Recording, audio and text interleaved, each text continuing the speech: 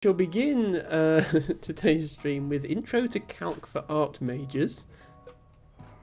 Let's see what this is about. What's 4 plus 2?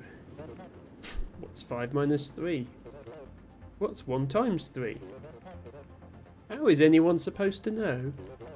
We're not scientists. That's why you got a calculator. Yes, you can now use your new calc command. Use it to add or subtract or whatever else calculators do. Let's practice. Please add 1 to each of your data cubes below and place them back on the floor again. You can do this. LT Vago says you have RGB now, you're stronger, better, faster gamer. RGB definitely doesn't improve your puzzle solving ability. It might improve your ability to play platforming games or FPSs. Maybe even RPGs, but it doesn't improve your puzzle solving, I can tell you that much.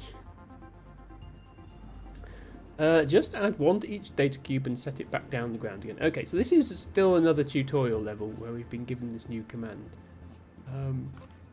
You can see once again this has been a common theme throughout this game, that the programs are operating at a higher level than the previous game, where you had an add command and a sub command, and if you wanted to do multiplication or division you had to implement that yourself by using add and subtract. Now you can just say times or divide. So, we want to get the data cube in front of us. So we want to pick up that. By item plus 1. And then drop it again. Sounds like I need to do. They even show themselves calculating. That isn't quite what we're looking for. Read the instructions carefully and try again. Oh, I didn't actually... Right,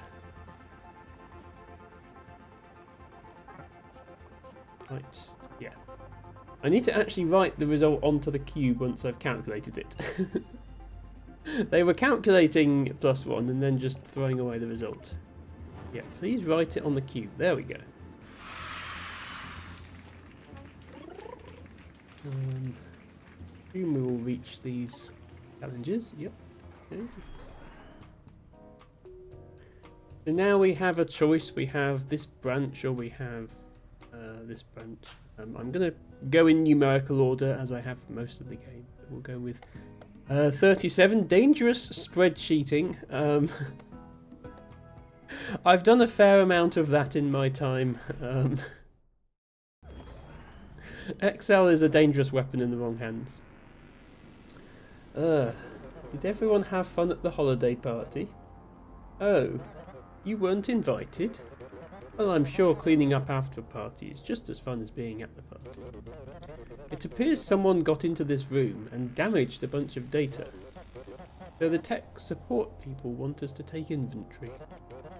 See that table of data there?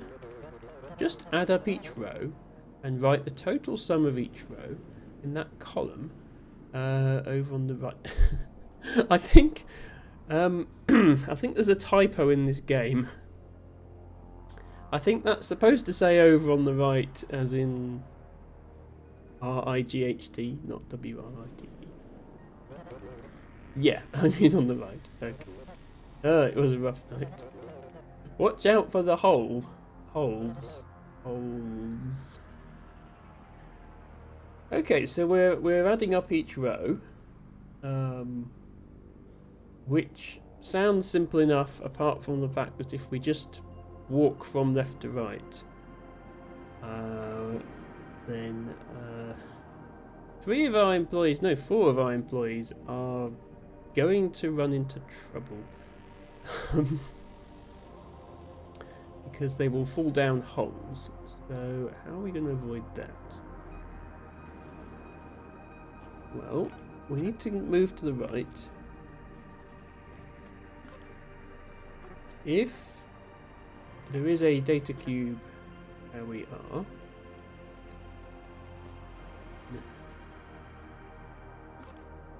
we should add it to our memory.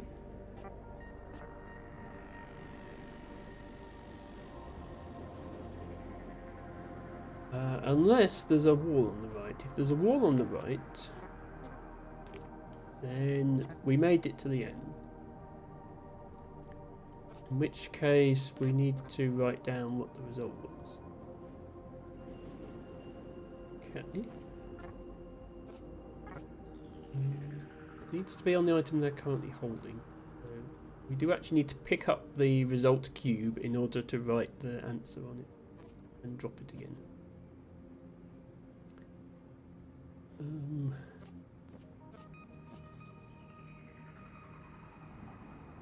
So this would work if it were not for these awkward holes in the way. I can really demonstrate that.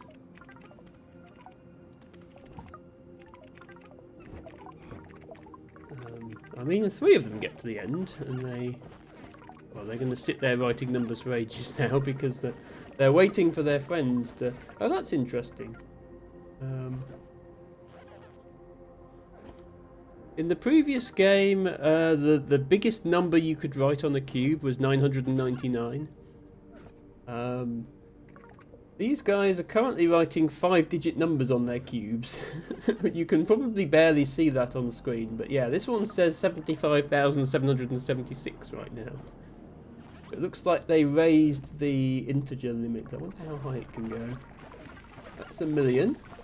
That's 10 million. That's 100 million. The numbers are now too small even for me to see. Okay, I just saw. Yeah, it's just gone back to 0, so there is a limit in there somewhere.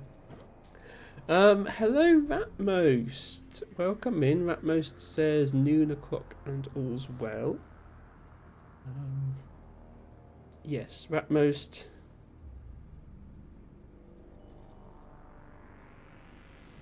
Any streamer who has a rainbow heart emoji, I think, is automatically a good streamer. Of course, Ophelia has one as well. I don't. Maybe I should get one. I don't really. You can almost make a rainbow out of flowers, but I don't have a rainbow emoji. Most. I hope you're having a good weekend. We are back with 7 billion humans today. And turns out letting half your employees die is not a valid solution to the level. It's probably for the best. So we need to add in an extra thing here to say if on the right of us there is a hole, then don't go down it. Step that way. And then for these holes that are only 1 wide, you could just step immediately down, but there's a 2 wide hole here just to throw a spanner in the works.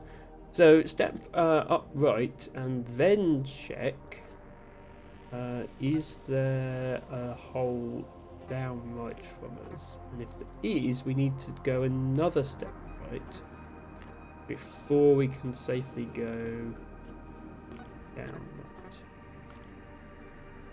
Okay, that should bypass. Every one of these holes can be avoided by going up, along and down again.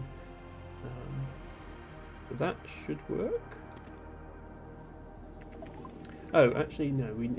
As we saw just now, we have to have an end here as well. Otherwise, they go round forever, adding up the numbers on their cubes. We do need to stop.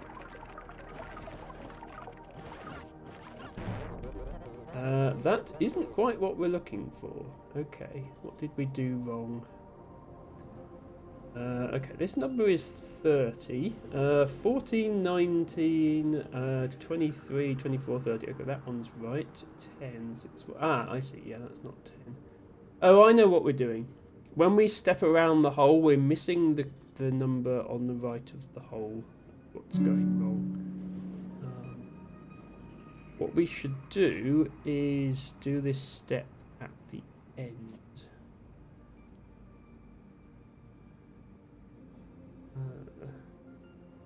Actually, it should be an else. Yeah, only do the step to the right if there wasn't a hole. If there was a hole, then this sequence of steps takes you round it.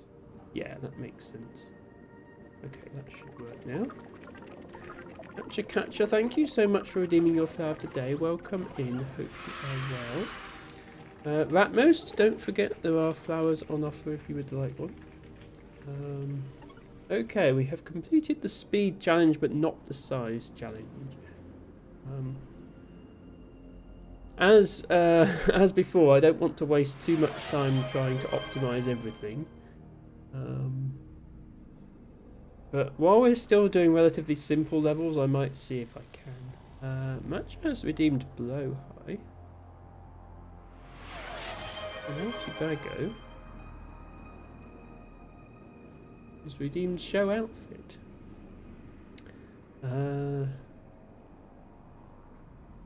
Sure, let's do those things.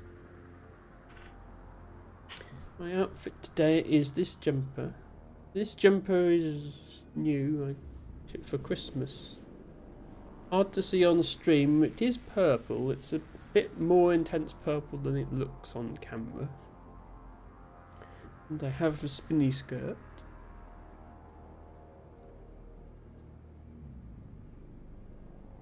With flowers on it.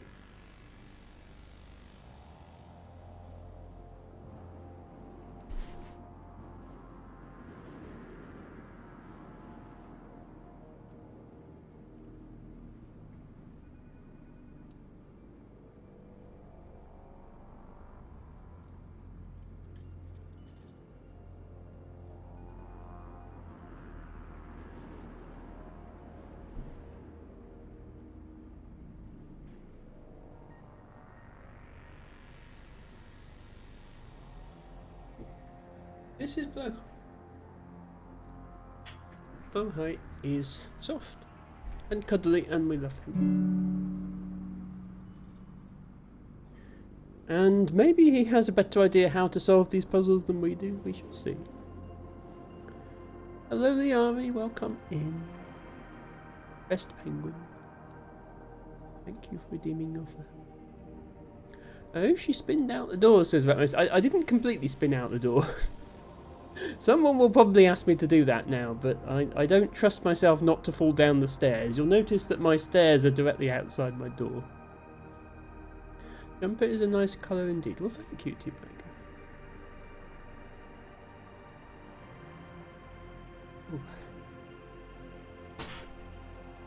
Oh.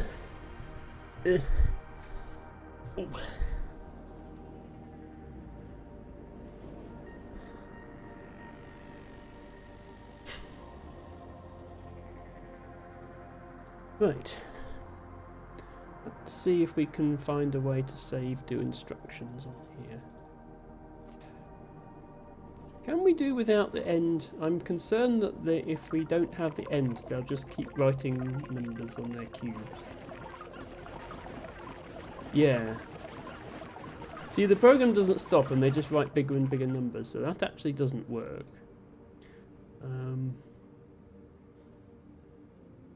Can't really get rid of that bit.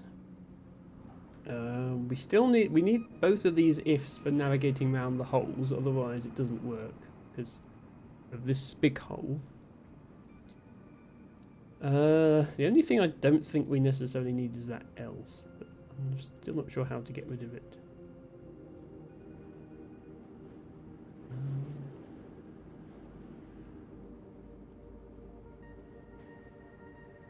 There's a hole. Go that way. Yeah. Okay, having thought about it for a bit, I cannot see how to save any instructions, so we're going to go to the next level. We got one of the green lights at least. Ratmost says your jumper looks very cozy. Thank you, Ratmost. Ratmost has redeemed her flower of the day, which is a wood spurge, and Ratmost asks, what is a spurge? A spurge is a family of flowering plants, which includes wood spurge, but also includes sun spurge, petty spurge, caper spurge, Balkan spurge, and many others. Wood spurge is native to Britain and Ireland. It grows in woodland, as the name suggests. It needs a shaded environment. But spurges grow in a wide variety of habitats. Petty spurge and sun spurge are popular garden plants, and petty spurge in particular often escapes from gardens and can be found growing in pavement cracks and on road verges in towns and cities in the UK. Ren asks, did the first game have else? The first game didn't even have if. This is, as I was saying, a common theme. This game tends to have higher level commands than the first game. The first game just had jumps, so you had unconditional jump, and then you had jump if 0 and jump if negative. So you had an else, but you had to implement it yourself, as if you're not jumping, then you're doing something else. Right, what's this level about? Sometimes, when we get excited about an engineering problem, we can lose perspective. And we forget about what's actually important. Yes, your last assignment was engineered very cleverly, but we still deleted all our data. Yes, let's not worry about who told who to do what. The important thing is that we need to show a little restraint. Please delete 1. Only 1 data cube. It must be the smallest one in the room.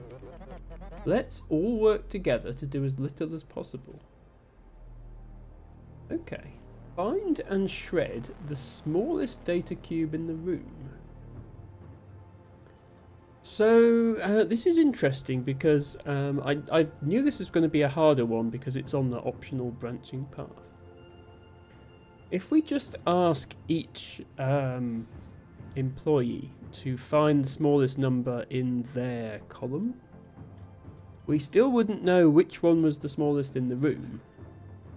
We could have 7 of the 8 employees go jump in the hole and then just have the last one go and check all the cubes for the smallest one. But that would be very, very slow, and I don't think is the intended solution. There's also... oops. I'm trying to move my face cam, sorry. There we go. There's this one guy here standing by the... Redder, and I'm not quite sure what his goal is in this.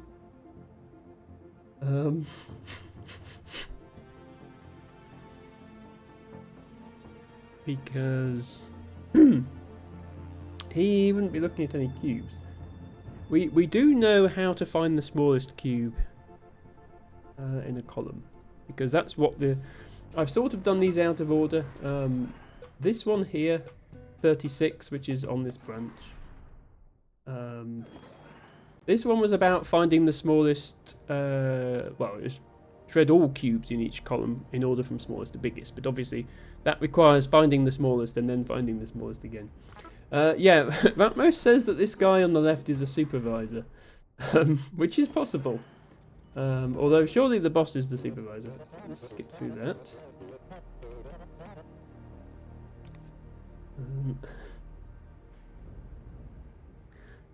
El Tibago says to Ratmost, if you really want to get your spurge on, there is a redeem for that. Yeah, well, yes, for 1,000 channel points, I can talk about a plant. But you don't have to spend channel points for me to talk about a plant. Really, I'll take any excuse I can get. So, sometimes you get free plant facts. Just like in Ratmost streams, sometimes you get free rat facts.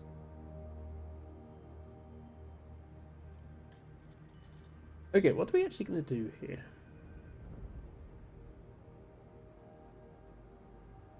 I can say if there is a shredder below us, then do something, otherwise do something else. So I can have this guy not participate. Thank you for that insight.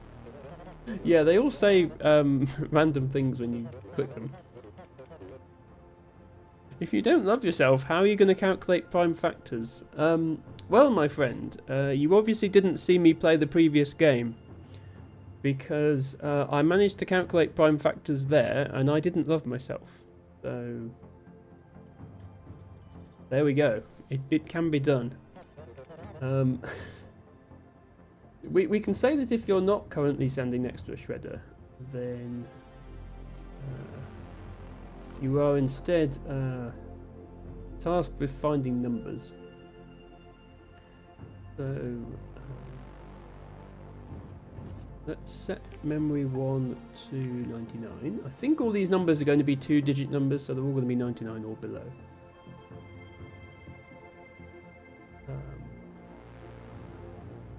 So then we step up, and then we say if there is a data cube here, and its value is less than whatever we've got in memory, then set our memory to the value of whatever cube is here. And then we keep going. We keep going until we reach the top, I guess. So we have to have a thing here to say if there is a wall up here, go and pick up the smallest cube we found, and then go back down to the bottom of the screen. So step down, keep stepping down until we have a wall below us. So when we get to this point, everybody should be holding the smallest cube in their column, and the guy by the shredder should not have done anything. Okay, that part works. The question now is, how do we get the smallest? Yeah, I know I haven't solved it yet.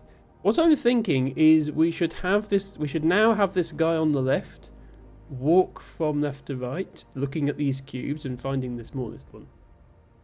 I think we have to put them down in order for that to work.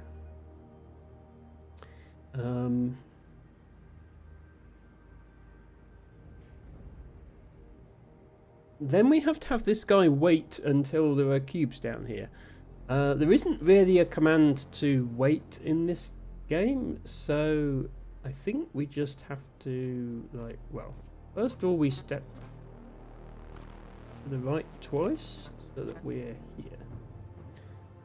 And then we can say if there is a data cube underneath us,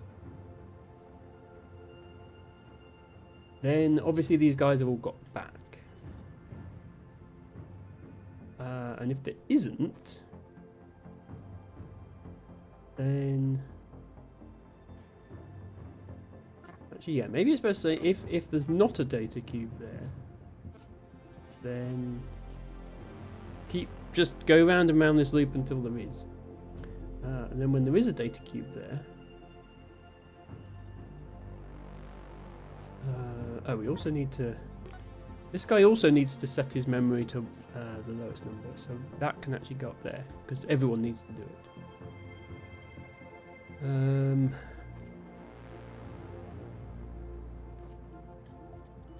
If the data cube is less than 1,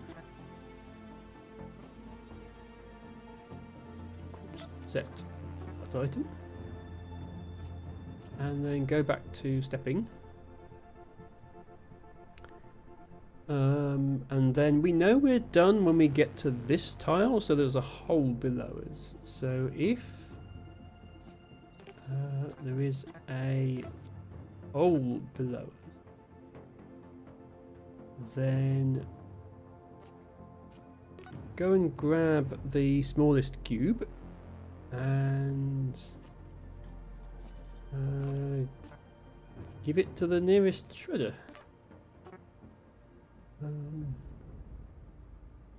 I mean, this seems like it should work. So yeah, our friend here is just going to stay Gabe. famous CEO of Valve Software, apparently got roped into doing this. He will just patiently wait until everyone comes back with their cubes.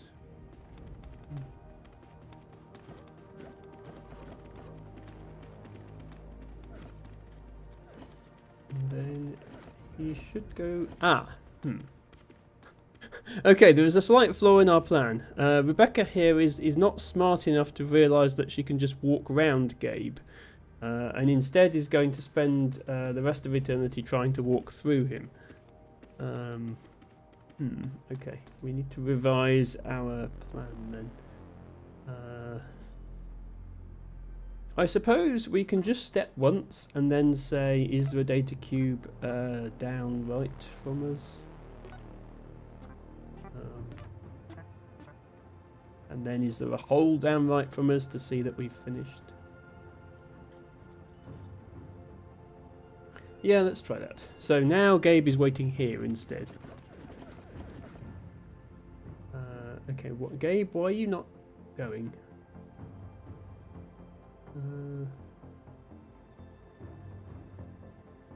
Yeah, why are you coming to this line and saying that down right is not less than mem? Because we set mem1 to 99 and mem1 is 10. Yeah, what? Excuse me, Gabe, what are you doing? Yeah, so you're there, Gabe. If down right is less than mem1... Oh, your mem1 is set to nothing. Why is your mem1 set to nothing?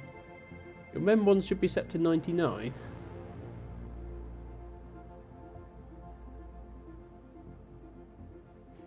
What? Oh, set that direction, that's why. There we go. Gabe.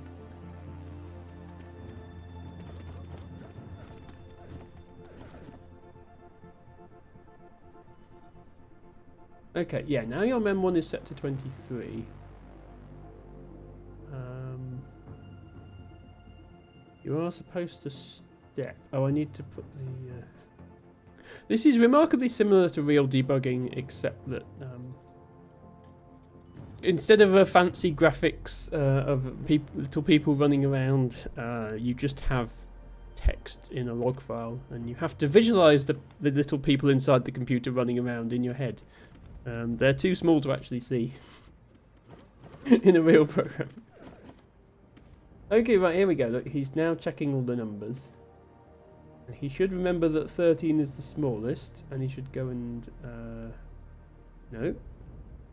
Determined to look at the whole. Yeah. Put this here. That he doesn't look at the hole forever.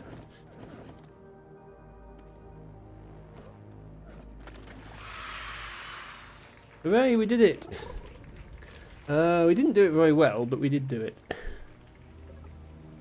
Okay, I will continue for now, because we have a lot of levels still to go. Printing etiquette 1. Okay, as someone who works for a printing company, I wouldn't say there's much etiquette involved.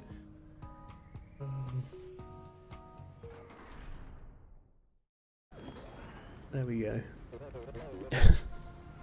That is quite the hype emote you have there at most. By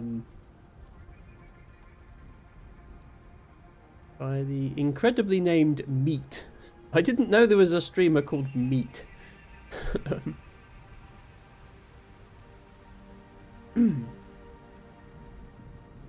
LTBago asks, if a tomato is a fruit, then is ketchup a smoothie? Tibago, have you been watching Pirate Software again? I didn't know. He said ketchup was an energy drink, I think. Because it's a liquid that contains fruit with added sugar.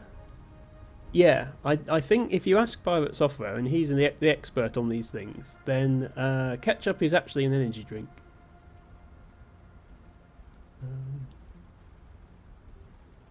If you want my personal opinion, I would say it doesn't fit the definition of a smoothie because it is too thick, too viscous to be a smoothie. If you bought a smoothie and you got it home and you opened the lid and you turned it upside down and nothing came out until you smacked the bottom of it, I would not eat that smoothie. But for ketchup, that's apparently normal. Likewise, if I bought some ketchup and it had the consistency of a smoothie and I poured it out onto my chips, then I would have some very soggy chips. So I think the two products can be distinguished by their viscosity as well as their ingredients. So that would be my answer to the question. Thank you for asking. Yes, we need to have a conversation. Someone in this room, we won't say who, has been abusing their printing privileges. They are printing personal holiday cards, photos of themselves standing in front of the bathroom mirror, excerpts from some sort of fan fiction novella. They are clearly lonely. Yes, we need to learn to limit our printer usage. That's all very impressive given that I think the printer can only print 2-digit numbers. Ratmost says, Meet is one of the people who helped me decide to start streaming. Well, I'm very glad that they did, because you are a good streamer, and I think Twitch is much better off for having Ratmost in it. I am curious, is Meat like a meat-themed VTuber, or is that just the random name that they've been given? Ratmost says that she thinks ketchup is closer to a jam than a smoothie. So interestingly, this may be different in other countries, but in the UK,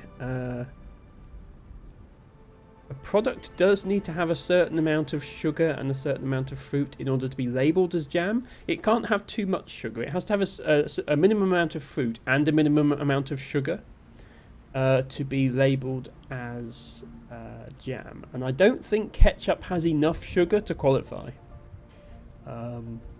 So on that basis, ketchup is not jam either. But I see where you're coming from, Ratmost. That's an interesting theory. I don't know if the sugar in ketchup is put there as a preservative or just for flavouring. Obviously, the reason that jam has so much sugar is as a preservative. Ren says, in the US, ketchup and catsup are distinguished by viscosity. Interesting, yes, that does make sense thinking about it. I hadn't thought of that. Ratmost says, meat is cavewoman. Okay. That's an interesting persona. My fizzy sub has expired. One of the CCC Anomaly streamers, the team that includes Ophelia and Lana Lavender, called Fizzy Shine. She's an artist. She makes her own emotes. She does have a cavewoman emote, which is quite fun. Her mascot is a meathead. Ah, okay, I see where it comes from now. Those are some nice emotes. Yeah, there we go. Thank you for the shout out to Fizzy. Right, what are we doing with the printer? Not print like we're trapped in some sort of infinite loop, as if data can be copied indefinitely. Please work through our printing mindfulness assignment. I'll just leave the pamphlet's instructions over here. We need to increase our awareness of our printing. Each worker must print exactly 5 data cubes and place them anywhere on the floor. And really think about the impact of each one. Okay.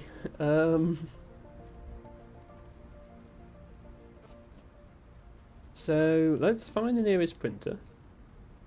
Let's take a cube from it. Can we find the nearest empty floor? No. Oh, we had a whole assignment about this, didn't we? Yeah, we ended up having to randomly step around the room until we found an empty space. You can't just say where's the nearest empty space. So, step in a random direction. If there's nothing here, drop the cube and go again. We know where the printer is. This will print forever, or at least until the room gets full of cubes. How are we going to print exactly 5? I could duplicate this 5 times, but that seems like a lot of instruction. So what I'm thinking is, can we... Yeah, we have 4 memory slots available, so we can set a memory slot to 5. Every time we take something from the printer, we can calculate memory 1 minus 1. And if memory 1 gets down to 0, then we've done 5 things and we can end. Okay, that seems like it should work. Ratmost says, also thank you for your very kind words. I will never not say kind words about Ratmost because she is best rat streamer. And has had, I must say, a tremendous success as a streamer as well. It really doesn't seem that long ago that you started, and yet there were so many people in your birthday stream. More views than I've ever had. And it was really great to see you getting so much support. And you clearly put a lot of thought into your VTuber model, and you took the time to give everyone those awards on your stream. Emma, by the way, received the Cheddar Caves Award for teaching Ratmost about the town of Cheddar and their cheese-making habits. But the less said about that, the better. Okay, I can't see any reason why this wouldn't work, so let's send it. Everybody... why are you saying I can't take from nothing?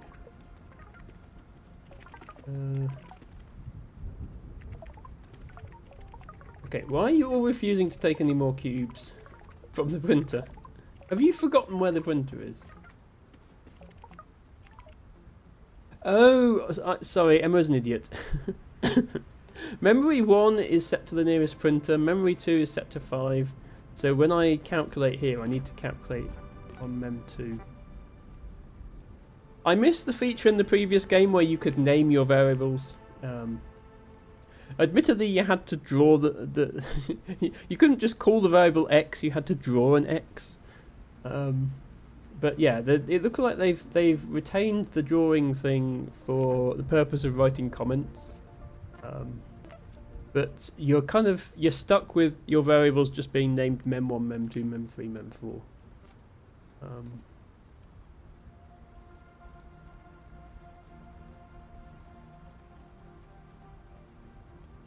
I don't really... These programs aren't really long enough to need comments because the point of comments is you don't forget what the bit of the program does. And when there's a program with only 10 instructions in, I'm not going to forget what it does until we're done with this assignment, and then it doesn't matter anymore. But maybe bigger programs need comments. Okay, now that we're looking at Mem2, this should work.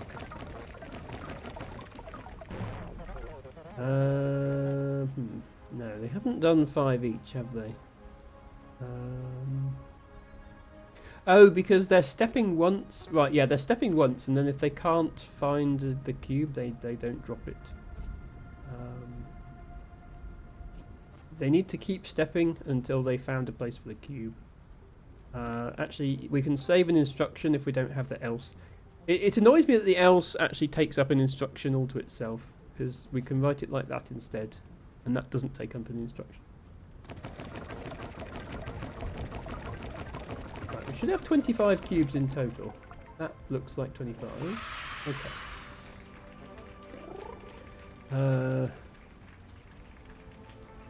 We met the speed challenge. but not the size challenge. Ratmos says, I learn something every time I'm here, and I love that. Well, today you've learnt that there's a plant called Spurge, which I have to admit is quite an amusing name. So that's your knowledge for the day. But there's a lot of plants with silly names. Bastard toadflax. There's even a plant called Mind Your Own Business. That is actually the official common name of the plant. So if you ask someone what they're growing in their garden and they say, mind your own business, they're not necessarily being rude. They might actually be answering your question. Here we are again. Yes, it appears our polite printing pamphlet was out of date in the previous assignment. And we wasted 25 data cubes. Please enjoy your updated assignment. Go copy the solution from your previous assignment and paste it here. Sure, let's do that.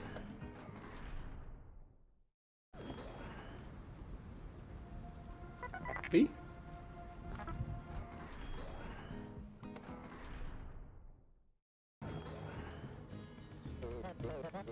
Yes, I know. Yes. Once again, each worker must print exactly 5 data cubes, but this time, each worker must label their cubes 1 through 5 in any order you like. Place them anywhere on the floor. Okay. Well, we already have a number that's going to hold... we already have a memory slot holding a number between 1 and 5. So we could just say write mem1 onto the cube. Seems a bit silly to print a cube with a number on and then immediately forget the number and print something else on it. Also, this music is surprisingly catchy.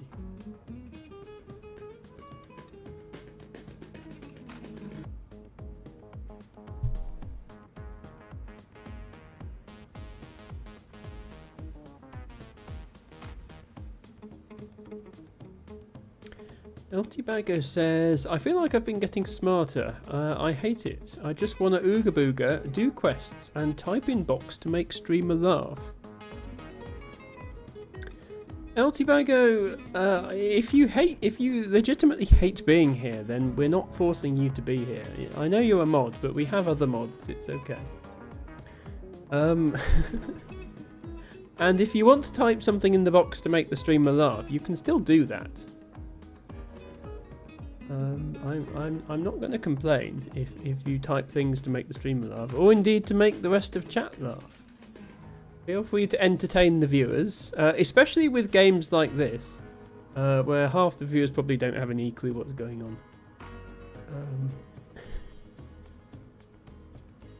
Ratmos says, need smarts to make streamer laugh. Conundrum. I mean, Emma laughs at some pretty stupid things sometimes.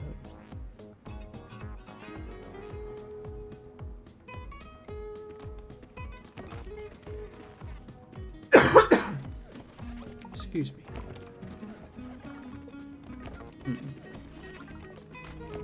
Okay, why are you all writing 0 on your boxes? That's not right. Oh, because write them 2. So they should be writing 5, 4, 3, 2, 1 on their boxes, which I think is what the game wants. Yeah, there we go. Everyone's written 5, now everyone's writing 4, 3, 2...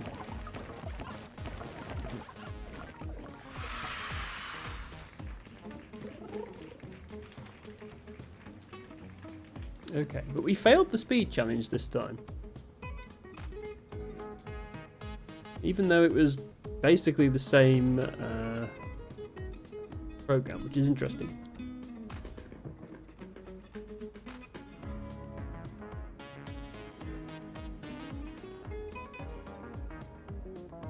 Sorry, I can't spend all stream dancing to the music. Image decryptor. Ooh. What on earth is this about?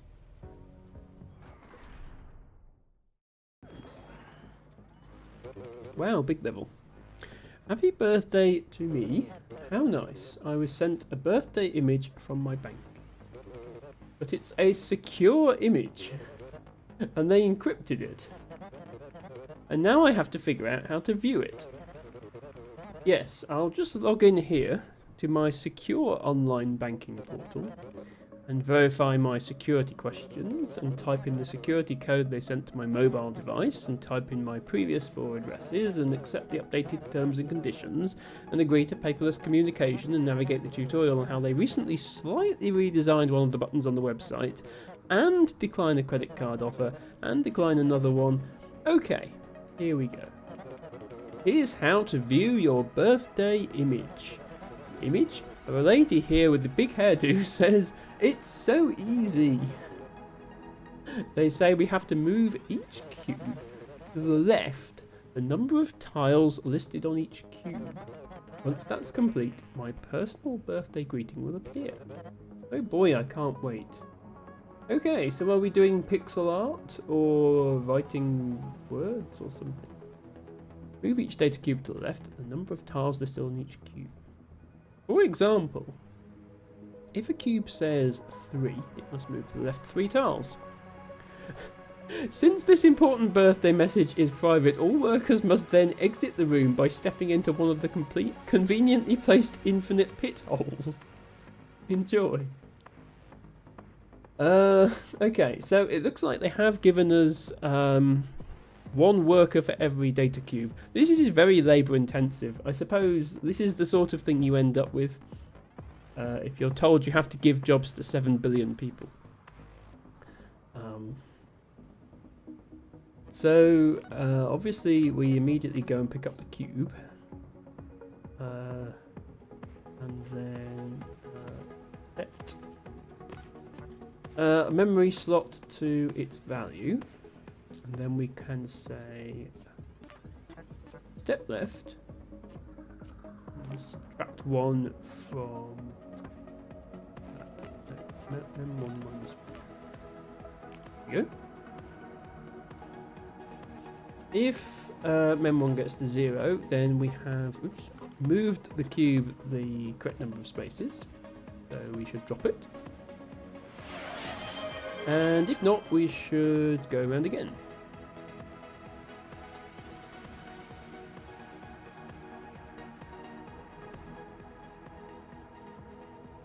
Eltibago asks, you know that song by The Killers with the lyrics, "I've got soul, but I'm not a soldier"? Isn't that a bit silly? Like saying, "I've got ham, but I'm not a hamster." I see you have been watching... Was it Bill Bailey who said that?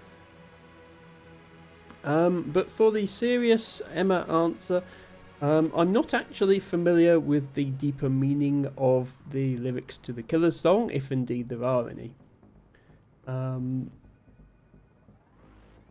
However, I would say that the sentence "I've got soul but I'm not a soldier" does have more meaning to it than "I've got ham but I'm not a hamster." And that is merely a nice pun on the English language.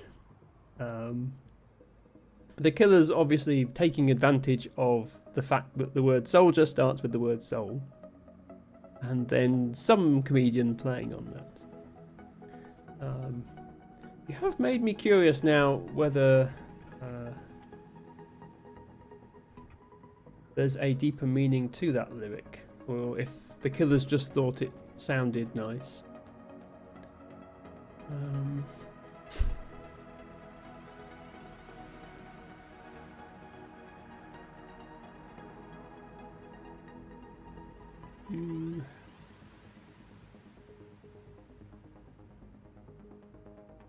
Okay, so the internet says that the nothing has been confirmed, but there are some theories. The lead singer of The Killers, who wrote that lyric, is very religious, or at least comes from a religious background from the Latter-day Saints Church, who have this expectation that young men go on 2-year-long missions, which he didn't. And therefore, the line could mean I've got soul, as in I am, I have religious beliefs, I have a soul, but I'm not a soldier, as in I'm not a Christian soldier, I'm not going out and spreading the word, etc. However, that is all speculation, and even the person suggesting that makes clear that it is just speculation. But to answer El Tibago's question, since there is a possible meaning to the lyric, whether or not that's the intended meaning, I would say no, it's not as silly as I've got ham but I'm not a hamster, because I can't see any deeper meaning to that lyric other than, hey, did you know the word hamster starts with ham? So, yeah. I think now that I've got this button, El Tibago is going to keep asking silly questions, and I'm going to keep giving serious answers to them. And unfortunately, that's just the sort of person that I am, so I apologise for that. It was indeed Sir Bill of Bailey. Yeah, I thought I'd heard it somewhere before.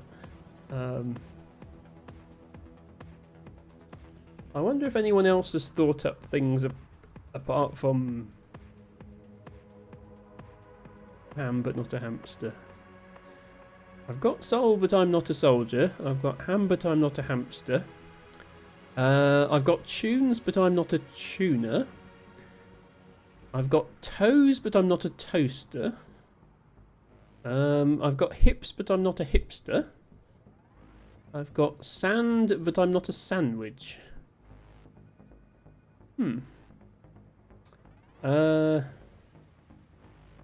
It's the internet's contribution to that little meme. Right, I hate to drag this back to programming themed video games, but let's see if this actually works.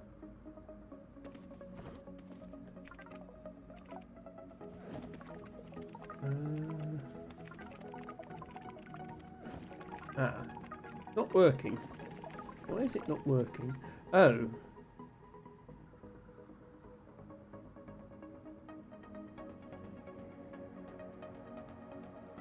Sorry, yes. they're not exiting into the pit, so they're standing in each other's way. So that's why. Yeah, once we get here and we've dropped the cube, we need to go into one of the holes. Nearest hole is a thing, so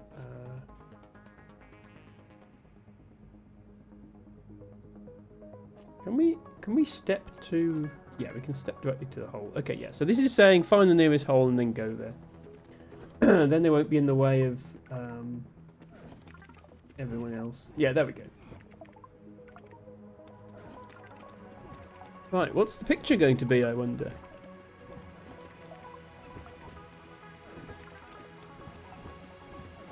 Oh, I think I know what it's going to be.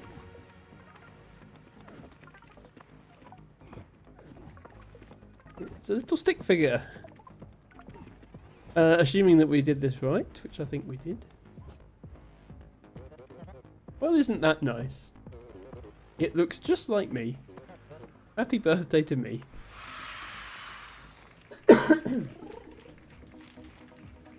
Okay, oh dear, we severely failed the challenge.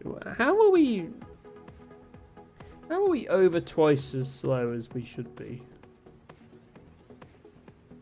Like, we step, we subtract 1, we check if it's 0 or not, and then we go back. How would we do that any faster? We could do that at the start. Save an instruction. Although we would need to step 1 more and drop, actually, so it doesn't really save an instruction. Actually, it does save an instruction because we could say if it's less than 0. But yeah, that saves an instruction. It doesn't save any time though.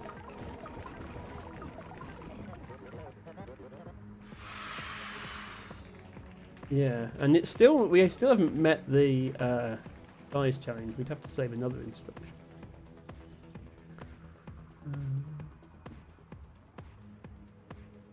Oh, we could actually... I have an idea. Instead of calculating the number in memory, we could actually just use the... We could use the cube that we're holding as the storage, because...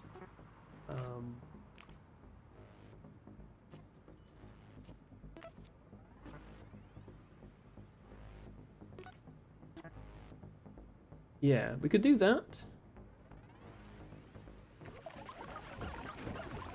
That still works. It has the side effect that all the cubes end up with -1 written on them. Is that faster? Oh, no, that's not faster. That's actually significantly slower. Okay.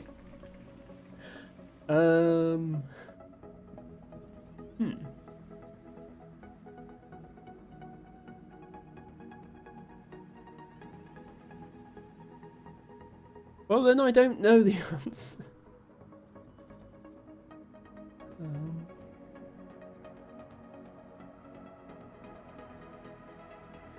Is...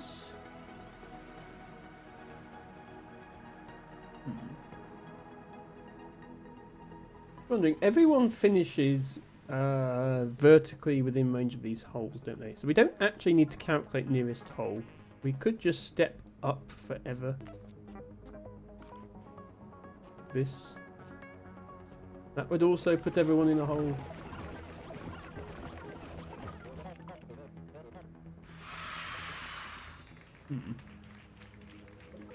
Still doesn't work.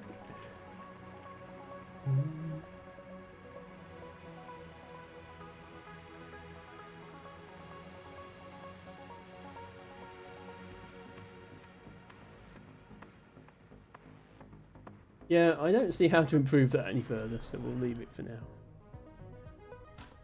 Important email organisation is next.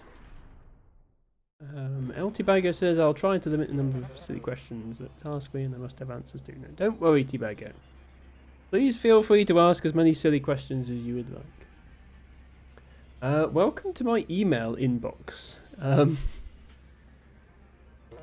Yes, each of those cubes on the floor represents one of my important emails. I noticed that the main feature of this room is a line of shredders. So I think I see where this is going. Your other boss said she would help me organise them. She very nicely made 10 folders for me down there at the bottom. And she labelled them 0 to 9. And she said we need to sort my emails into these 10 folders. For example, emails with a number from 20 to 29 go into the 2 folder. Emails with a number from 70 to 79 go into the 7 folder. Emails with a number 0 to 9 go into the 0 folder. Got it? I don't really understand email, but I'm lucky to have such a good friend. Okay, thanks for your help, guys. Data cubes 0 to 9 must be sent to the shredder labelled 0. Data cubes 10 to 19 must be sent to the shredder labelled 1, 20 to 29 to 2, etc. Do not pick up the label 0 to 9 directly above each shredder, they will explode. Right then. Well, looks like we're shredding all the emails, but I guess we have to shred the emails in the correct shredder. We have seen in the previous level that shredders can explode if you put the wrong thing in them. Now then, in terms of finding the first digit of the number, I notice we do have a divide command here. And I think that's just going to give you the integer part of the result. I don't think you can do floating point numbers on these cubes. But I haven't actually tested that.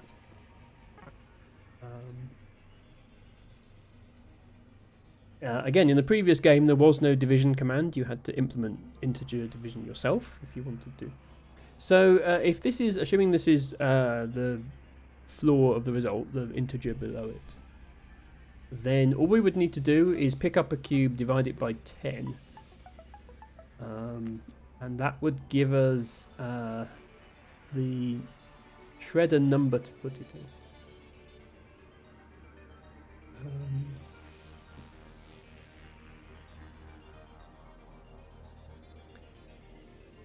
Batmost says, thank you for this mimetic hazard. I'm sure I will cherish it intermittently for the next 30 years or so.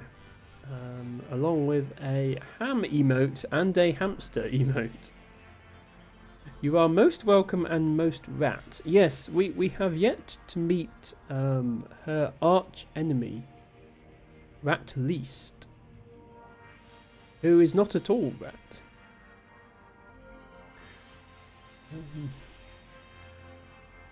Yeah, the easiest part of this is pick up a data cube, and then divide its value by 10 to get the number of the shredder it needs to go to, but then we actually have to give it to that shredder. I'm wondering if we should start by go down until there are shredders below you, and then go left until you reach a wall. Actually, let's do it like this. Go left while there's not a wall, keep going left. Also, while there's not a shredder, keep going.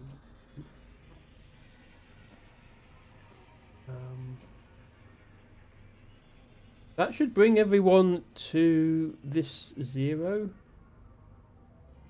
And then I want them to save that in memory. So set the current position as mem1. So now they'll remember mem1 as this 0 over here. So they can go back there at any time. Mem2 nearest data cube, pick up mem2, divide by 10 to get the number of the shredder we need to go to. Then what we can do, we can step back to mem1, so that puts them on the 0. And then we just have to count up however many we need to be. So if mem2 is 0, then we need to give it to shredder 0, which we're already at. So just give to down.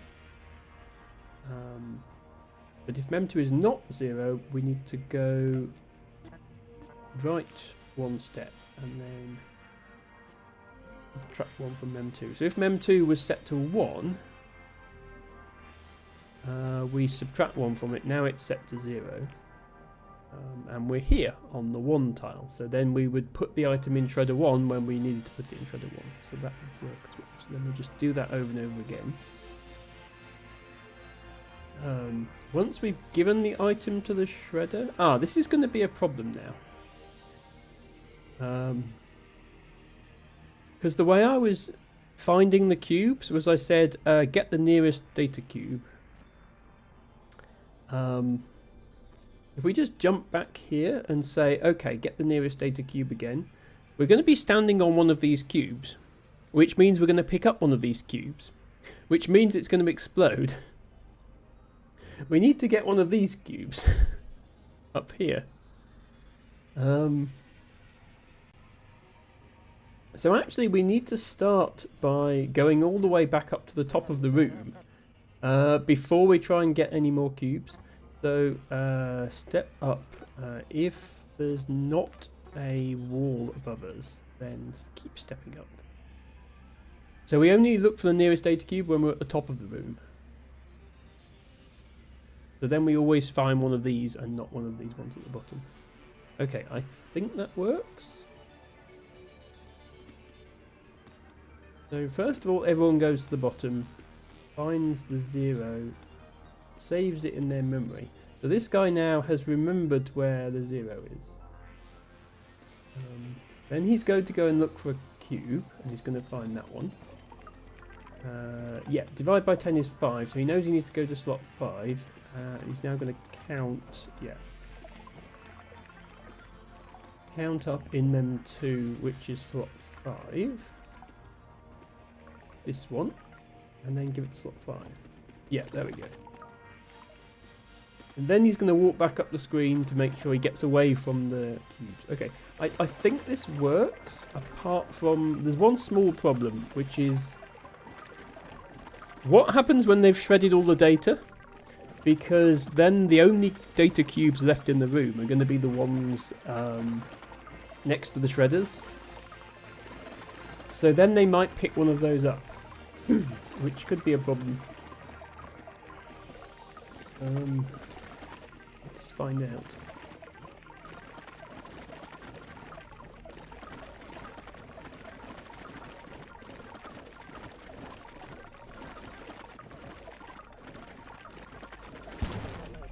Ah, yes.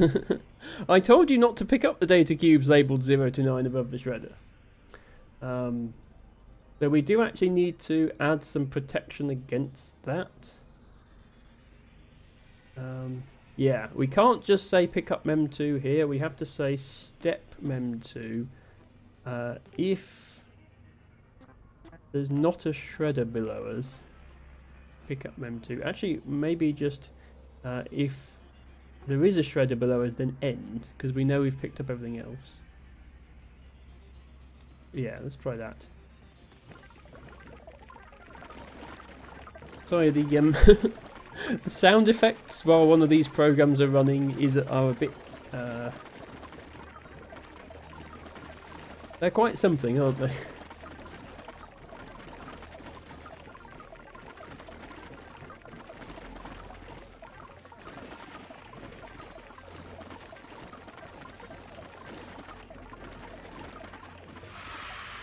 It works though. Okay, we have failed on the size challenge, and oh dear, we have oh, wait, what? Well, this is awkward. Your solution failed more than 50% of the random tests. You'll have to take a new approach. Here, I tried to reproduce the conditions where your solution will fail. Try running your program again right now and pay close attention. Okay, why did it fail then? Everything seemed to be going well.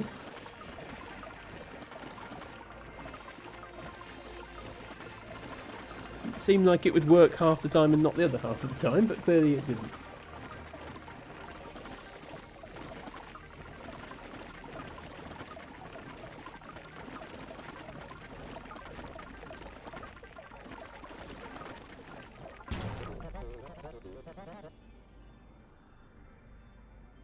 Why did you pick up that cube? There was a shredder below you. What? Why did you do that?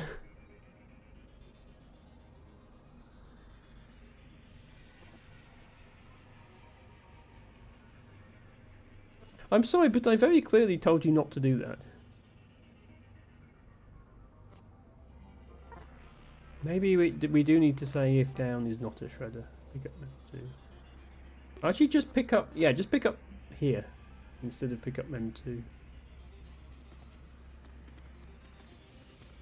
Okay, let's try that. Worker, I have free will, says Matchacatcher. I mean, yes, they could just be disobeying my instructions. That would make the game a bit pointless if the workers could just choose not to do what you requested.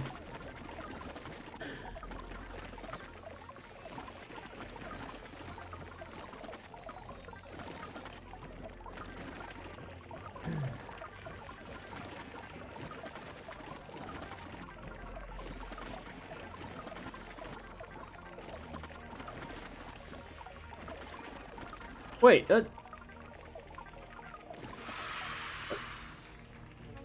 why are the workers shredding themselves?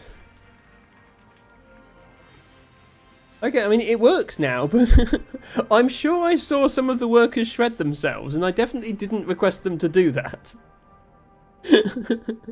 That was very much not in their programming. El Tibago says, like the Botany Redeem, where the Tibago sub-goal is to find things not in the book. The Ask Emma Redeem will be ask a question Emma can't give a serious answer to. Emma can give a serious answer to all questions. I won't necessarily know the answer off the top of my head. I might have to do some research first. But I assure you I can always give a serious answer. Right, okay, so our average is 3 times as much as what it should be. And sometimes it fails, and also we kill most of our workers. But the game says that's good enough. We can pass the level. I probably will go back and optimize these, but I want to try and get the... I want to at least get onto the yellow section today. Interesting to note, we are already on year 43. The previous game only had 40 years. There were 40 puzzles in total. So we've already done more puzzles than the entire previous game, and we've still got 2 whole sections to go. So this game is a bit longer. Multiplication table is our optional difficult challenge. Oh no! All my email and data on my personal computer got wiped. How does this keep happening to me? Might be something to do with the shredders in the previous level. Well, now we need to recreate this multiplication table so I can look stuff up. Like if a sandwich contains 2 calories. And if I eat 400 sandwiches, how come I still want to eat more sandwiches? That's multiplication. See that grid over there? Each cube should be the product of the row and column headers. So I'll leave it to you. Rewrite those cubes. I haven't done this much maths since the 3rd grade. Fill in the multiplication table where each cube is the product of the row and column headers. A tip from management. Please avoid picking up the row and column headers. They explode.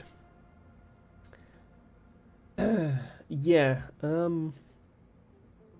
I feel like this is a health and safety violation, leaving exploding cubes around the place that look very similar to non-exploding cubes that you do have to pick up. I think if that was a situation in your workplace, merely having a tip from management not to pick them up would be deemed insufficient safety protocol.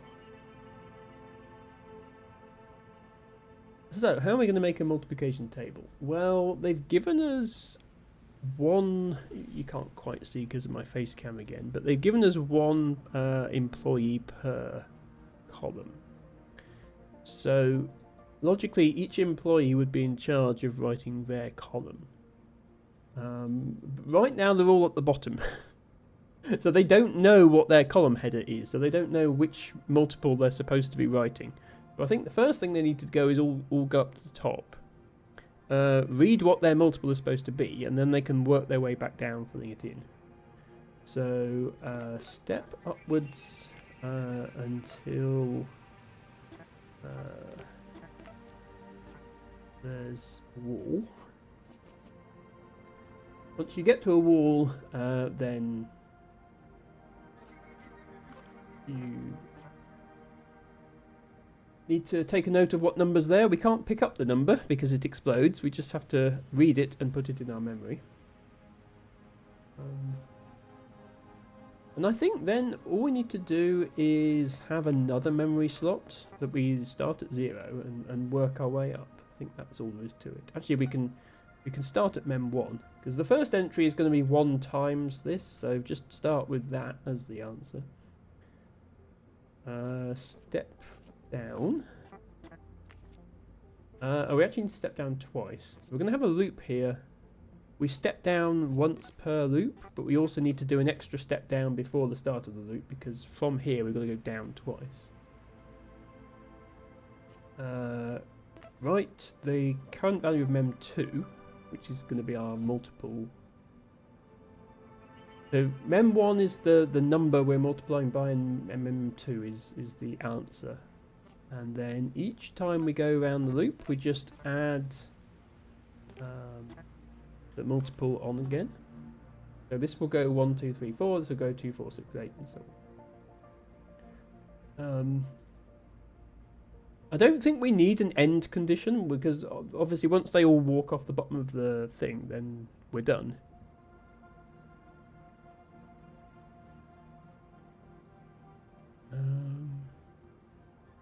Matcha says, everything is exploding, will the building explode? In the last game we had to solve several levels with a gaping hole in the side of the building. So it's quite possible that that could happen again. I don't know.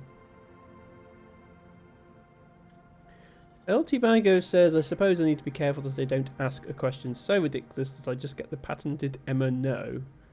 I do get no'd a lot. I mean, if you ask me to do something ridiculous, I'll say no. If you ask me a question, then I'm not going to say no, unless it's a yes-no question and the answer is no, in which case I will say no. I mean, I have this emote for such occasions, courtesy of Ophelia. That's an Emma no there, I suppose. I don't remember trademarking saying no, T-Burger. I think you're making that up. Okay, is this going to work? Are we going to get a nice neat multiplication table?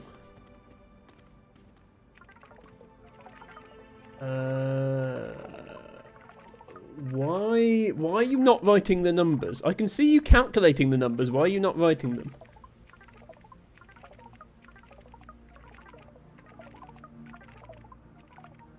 Oh, because you have to pick... I keep forgetting this. You have to pick up the cube in order to write it. There we go. One multiplication table. Well, we were using 11 or fewer commands until I remembered that you had to pick up the cubes. Now we're using too many commands. We did meet the speed challenge, though. 48 seconds. Hooray. Me make things up, says T-Bago. I would never. I think you would ever. Right, last level in the blue section. Unique fashion party. Wow, that's a lot of employees. It's party time. Everyone, please pick up your fashionable data cube. You will each find one directly below you. And come over here to the fancy party room. Feel free to hang out. Talk about your pets, or your favourite colours, or your satisfaction with this job, or whatever. Oh, what's that? Someone showed up with the same fashionable data cube as you. Yes, well, there can be only one. So, anyone with a sloppy, redundant value must jump with their cube into one of the convenient holes in the floor. Yes, we can't all have friends. Don't worry, I haven't had a friend since the 90s, and look at me now. Each worker must pick up their cube and go to the party room. I think this is supposed to be the party room. But only one of each cube value may remain, along with the lucky workers holding those cubes. Anyone holding a redundant value must dive with their cube into an exit hole. Yeah, that's definitely my kind of party. One that I don't have to go to. Tip. Cube values are in the range 0 to 6 inclusive. Okay, I think I see what needs to happen here. I think.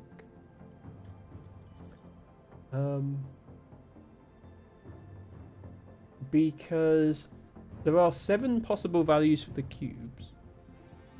And I noticed that this room is 7 by 7.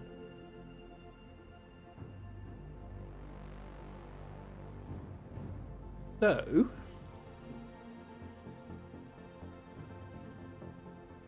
what you would do, obviously everybody pick up their cube, first of all.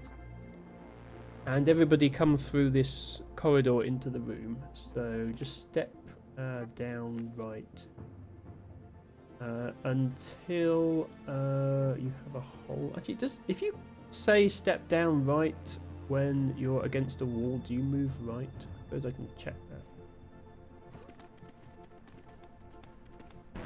Okay, no you don't. Oh, wait, I didn't move. No, you don't, okay. So step down right, if down is a wall, or if down is not a wall, then keep stepping down right. Then step right, until down is whole.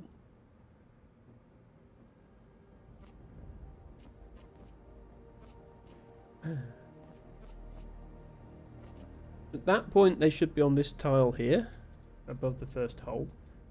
What I want them to do is I want them to line up according to the number on their cube. So I want anyone with a 0 to go in this first column, anyone with a 1 to go in the second column, and so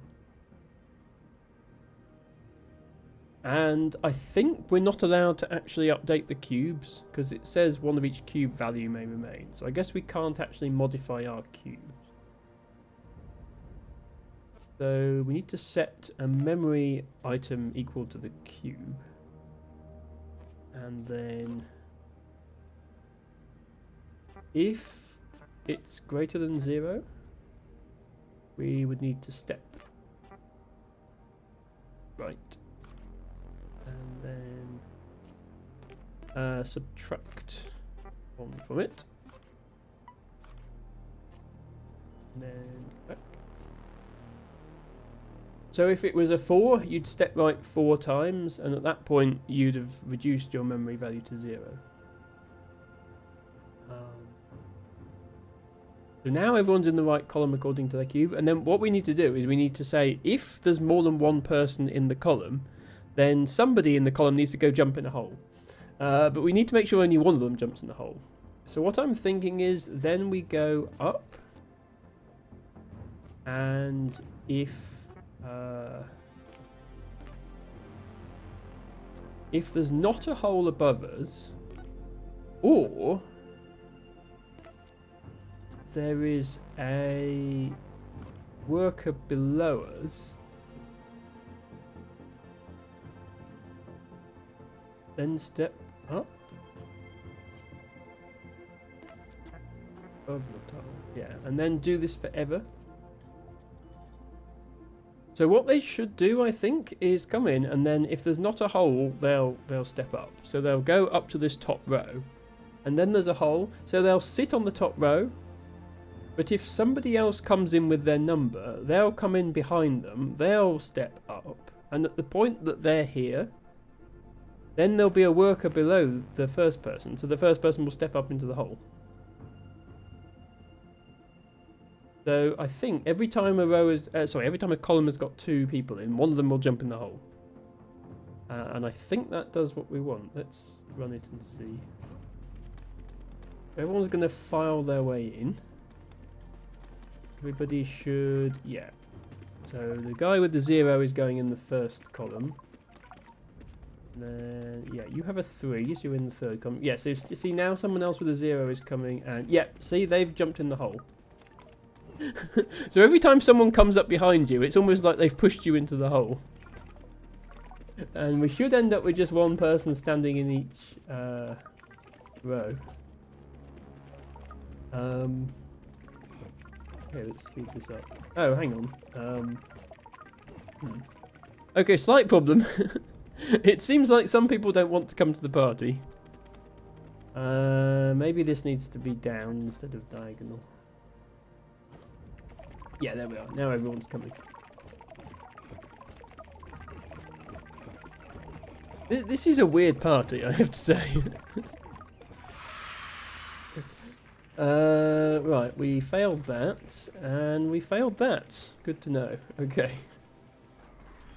But we did complete all the blue levels, so we get to watch a cutscene. I don't know if anyone remembers the cutscene at the start of the blue section. I did make a YouTube short out of it, which got quite a few views in the end. So I have high expectations for this one.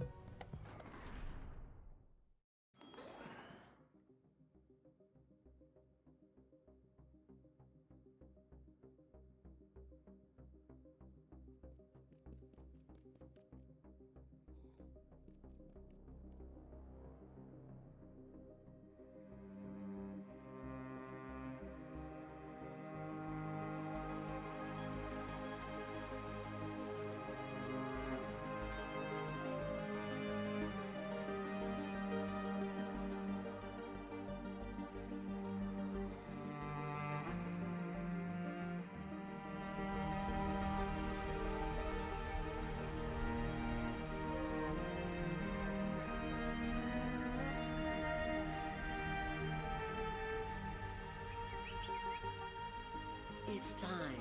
It's time to go. End school, end school.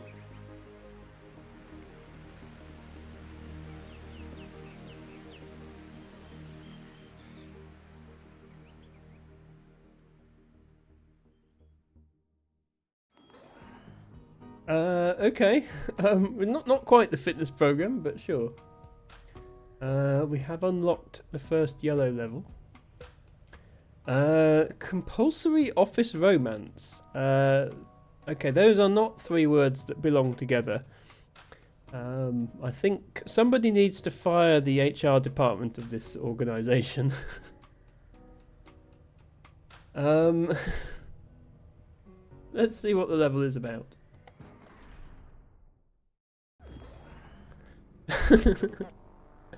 Well, hello you two. Worker number 1, meet worker number 2. Worker number 2, meet worker number 1. Due to what we can only assume is extreme job satisfaction, workers have not been mating. So, please initiate the human mating process. Yes, I don't know how it works either. Just read the instructions over there. Okay, what are these instructions are going to say? Work on the left, say hi to the work on the right. Work on the right. Once you've been greeted, please say hi to the worker on the left. Repeat saying hi to each other forever, never interrupting. That is not how the human mating process works. I mean, I am not exactly an expert in this subject, being as I am asexual. But even I know that this is not how the human mating process works. You got new commands, tell and listen. When listening, a worker will pause their program and wait until they hear someone tell the word they're listening for. So this is where this game really gets interesting and also complicated. When we were doing the previous game, I sort of mentioned that this game was a bit like a multi-threaded version of the other game, because you've got multiple workers doing things in parallel, doing the same code simultaneously. Up to now, every worker has just been off doing their own thing, and they haven't really had any way to communicate with each other. This is like synchronization primitives in multi-threaded programming.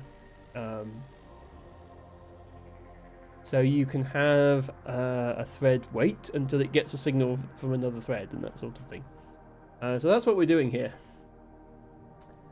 I didn't get much further into the program than this, into the game than this, before my head exploded. But we will give it a go. El Debago says the solution to male loneliness. Possibly.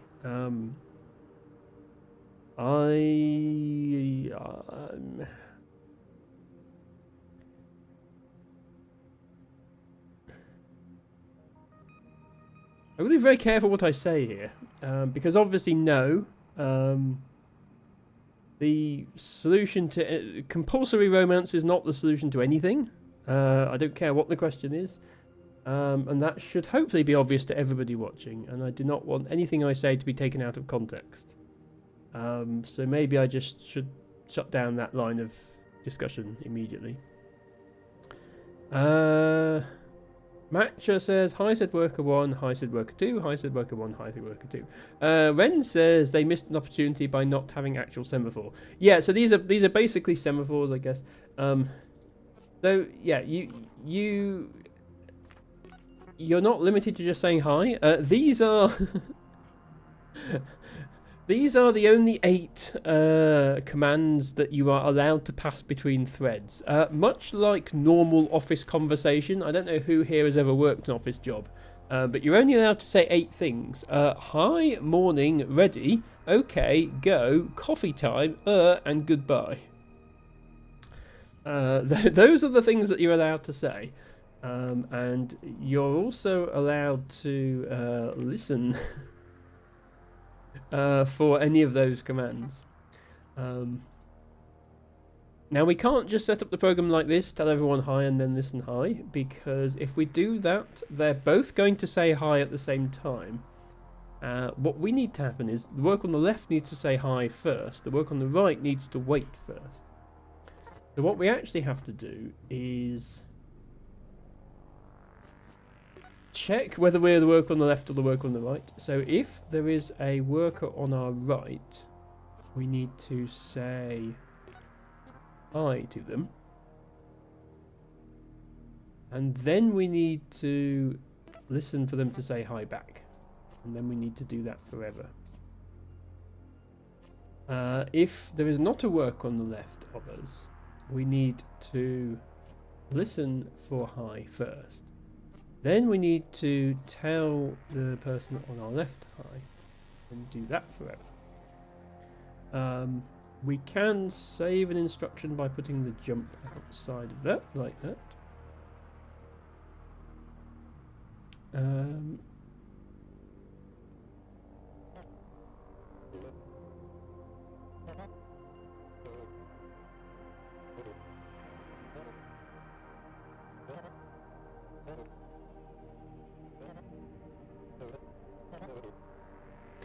And they say romance is dead.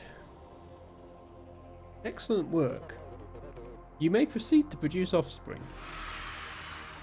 Okay, well this is obviously a tutorial puzzle, so at least we managed to get the challenges. Next up is automated pleasantries.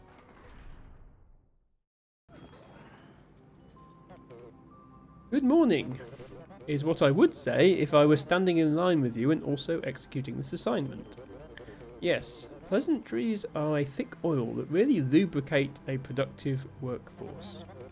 Please enjoy using your new tell and listen abilities among yourselves. Cheers. All the best. Just read your assignment over there. The first worker on the left must tell the second worker in line morning. Then that second person must tell the third person morning. And so on down the line until everyone has been politely greeted whilst politely waiting their turn in order from left to right. Okay. So the first person on the left is special. They need to actually kick the whole thing off. They wanted to be a marine biologist when they grew up, but unfortunately they ended up doing this. My condolences. Everybody else just needs to listen for morning and then tell the person on their right morning. But if there's nobody on your left, then you need to tell the person on your right morning. So it's that, else this. Now, can I... Yeah, I think I can get this down to fewer instructions. Because notice we've got the tell morning twice. So if I flip this around a bit and just say, if on our left is a worker, listen morning, and then tell morning. So these guys will all listen for morning first, but this will not be true, so they'll just tell morning immediately. So I think we can do it with only 3 commands.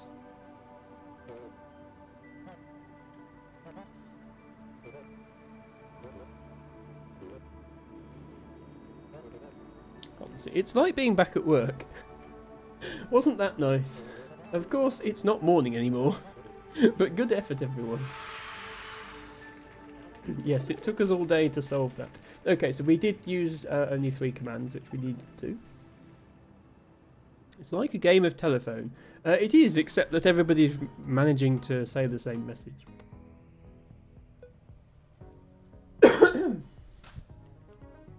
El Tibago says there are a surprising number of qualified marine biologists and a surprising lack of marine biology jobs.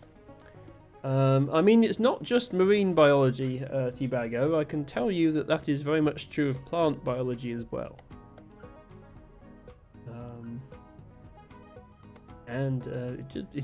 It's true of most qualifications that aren't like doctor or some sort of trade or some sort of IT type thing. Yeah, you know, like historian. There's far more historians than there are history-related jobs out there. Brute Force, hello. Brute Force says, Emma, hi from me and Brute. So one of two things have happened. Either Brute Force's account has been stolen, or that's a certain panda saying hi. I think it's probably the panda because I don't think Brute Force would use quite that many vowels. Emma, hi from me and Brute. Yeah, that's definitely our favourite panda. Lana the Panda and Brute Force are both streamers. They are awesome people. And I'll do a quick shout out to... It's me, Lana. I'm going to do a quick shout out to Lana the Panda. You should obviously follow both of them. So please click on Brute Force's name and then click the follow button. And then please click the follow button that I've just put up on screen. They are both awesome streamers. And we, in particular, had a load of fun with Lana yesterday, well, actually today. So today is Lana's birthday. But her birthday stream started yesterday and continued into the early hours of this morning. And I wasn't able to be there for most of it because I was streaming, but it was loads of fun. And I guess happy birthday again, Lana, because it is still Saturday. So hope you had a good day. And, we are back with our silly logic puzzle games again. This is 7 billion humans. Community Trading Day. Clap, clap, clap. Let's all welcome our community leader up on the stage here. What's your name? Yes, everyone say hi. Instructor, will you please show the students how to print a data cube and then shred it? Once the demonstration is complete, the instructor will signal for everyone else to try the same thing. Okay, let's all be good listeners. Command the instructor to print a cube and shred it. Once their important demonstration is complete, they should tell the student, who are listening very carefully, that they may go ahead and do the same thing. El Tibago proposes a third explanation. Brute has divided via mitosis. Oh no. Imagine that. Imagine multiple brutes. Imagine multiple pandas. Imagine we go to watch Alana the Panda stream, and it's just this. There's Lanas everywhere. Brute, or possibly Lana, says, thank you, yes we did. Just got home not that long ago. Was out for dinner and we went to an escape room. Okay, well I hope that was fun. I guess you escaped, otherwise you wouldn't be here. So, hope you had a good time, and yes, please everybody do go and show much love to Best Panda and Best Brute. I think one of me is already enough.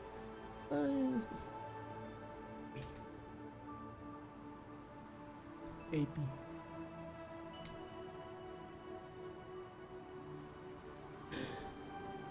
Domestic side-eye. Criminal offensive side-eye. Is all I can say to that. I might have left Brute behind, he never escaped. Ah, okay, so Brute was trapped in the escape room, but he foolishly left himself logged into Twitch. And now you've stolen his account. Oh no. Right, anyway, what are we doing here? Okay, so we've got a program partly written for us already. If there's a wall above us, which is only going to be true for this one. I was supposed to be on break, but I just love my job. They're going to take from the printer. They're going to step there, and give to there. Okay, so they are going to successfully print and shred something. the bit of the program we need to add is tell the students when to do it.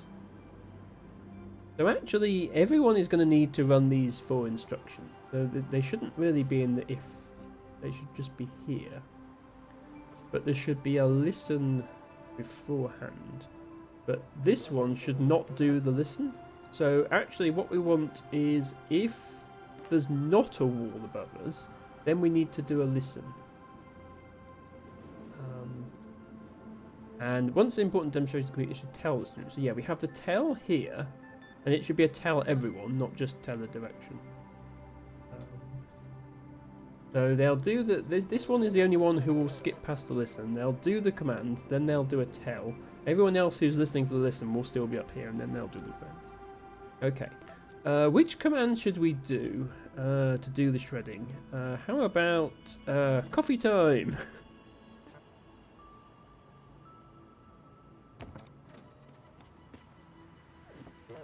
Coffee time!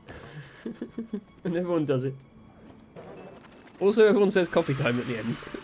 That part isn't actually required. Okay, we met the speed target. We can apparently do it with fewer commands. How does that work? Oh, because, yeah, we can just use nearest here.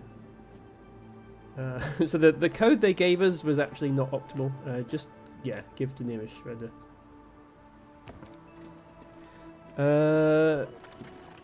Boot always leaves his PC on, so I didn't even have to log in, says Lana. There we go. Okay.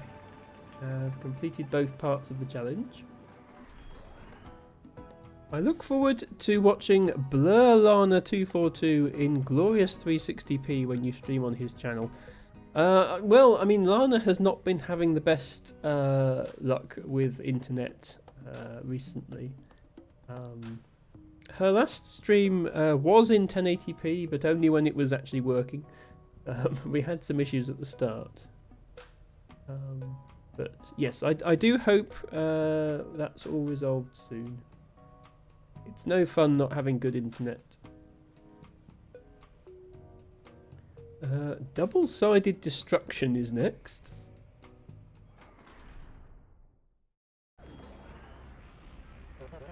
Have you ever eaten a carrot? Or a banana? Or a long sandwich? Yes? Your favourite foods are long foods too? Well, then you already know. The best way to eat long foods is to bite one end, then turn it around and bite the other end, then back around and so on, until you eat the middle last.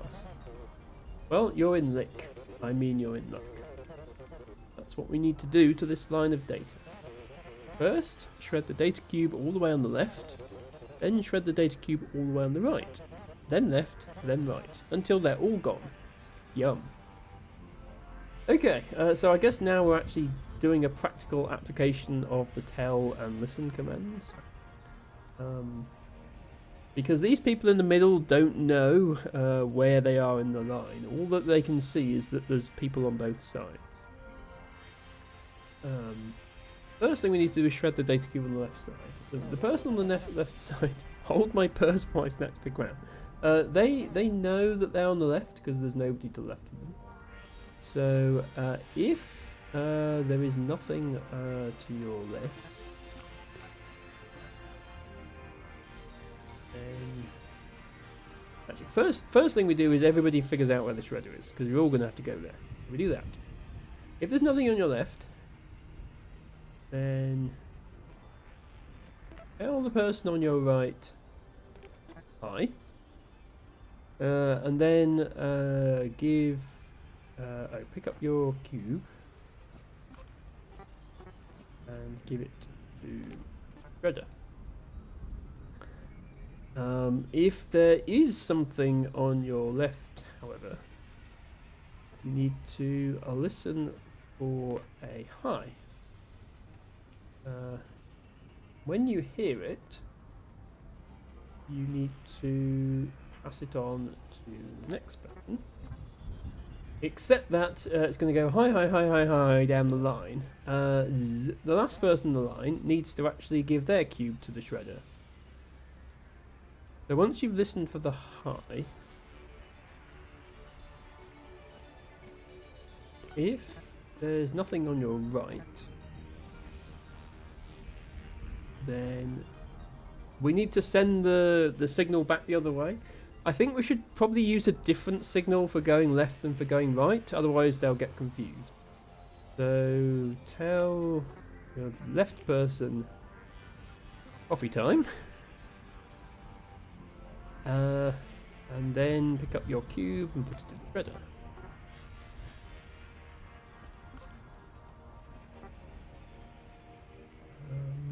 Oh, and we can put end here as well, because once somebody has shredded their cube, that's it. They don't need to do anything else. If there's nothing on your right, though, you need to tell them hi, and then you need to listen for the coffee time coming back the other way. And once you've done that, then we loop round the whole thing again. Okay. See how that goes. So, yeah. You know that you're on the left, so now there's a chain of eyes passing down the line. Hi. Coffee time! Yep, so you've realised you're on the right, you're going to do that. Why are you not saying coffee time? Oh, because you need to... Yeah. Once you hear the coffee time...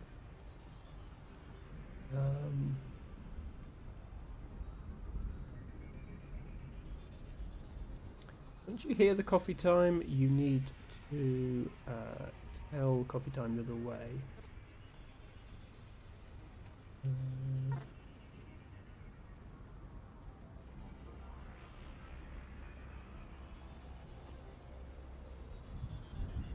So actually, yeah, the tell coffee time needs to be before the job. Tell coffee time. Okay. Hi. Coffee time. And then when it gets here. Yeah, there we go. Okay. I think it's working. Hi, coffee time, and we're done. Okay, we used way too many. Okay, there's apparently a really simple way to do this that I'm not aware of, because that was far too slow and far too long, but we did it. So maybe I'll take that for now. LT Bago says, just a little joke I have with Brute because I'm a Firefox user and the codec on the beta thing he's testing isn't compatible with Firefox, so I can't watch the resolution he's broadcasting in. Oh, that's annoying. Yeah, I was just thinking, his quality looks okay when I watch the stream, but I'm watching it on Chrome. That's annoying. I didn't know that it wasn't Firefox compatible. I don't think I'm using it. If anybody is watching on Firefox and I am using it, then please tell me, because I want everybody to be able to enjoy my stream in high quality. Next level is going to be cubicle communication. That's spelt cubicle as in cube shaped, not cubicle as in the things that office workers work in. Not sure if that's intended. On Chrome you can get 1440p brute. I can only get 720 max. Yeah, okay. Well, you're not getting 1440 Emma anytime soon, because I don't have a monitor with that resolution. So there's not much point trying to broadcast the stream in that resolution, because the source video would not be in that resolution. But you should be able to get 1080 from Emma without any troubles now, I think, hopefully.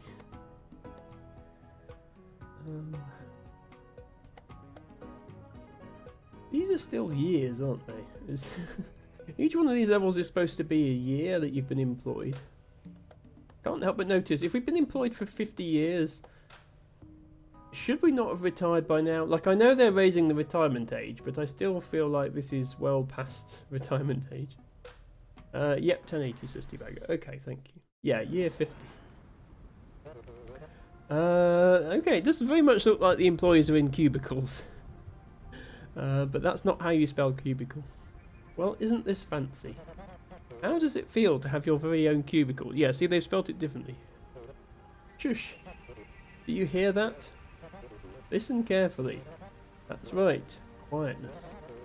You no longer have to hear the gross sounds and breathing and gurgling of your co-workers.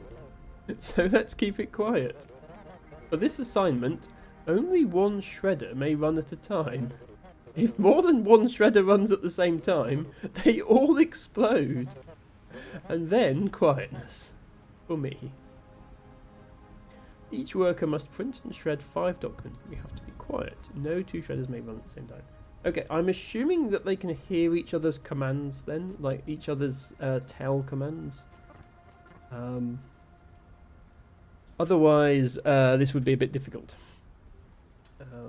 So this is a bit like having a mutex in real programming. A mutex is a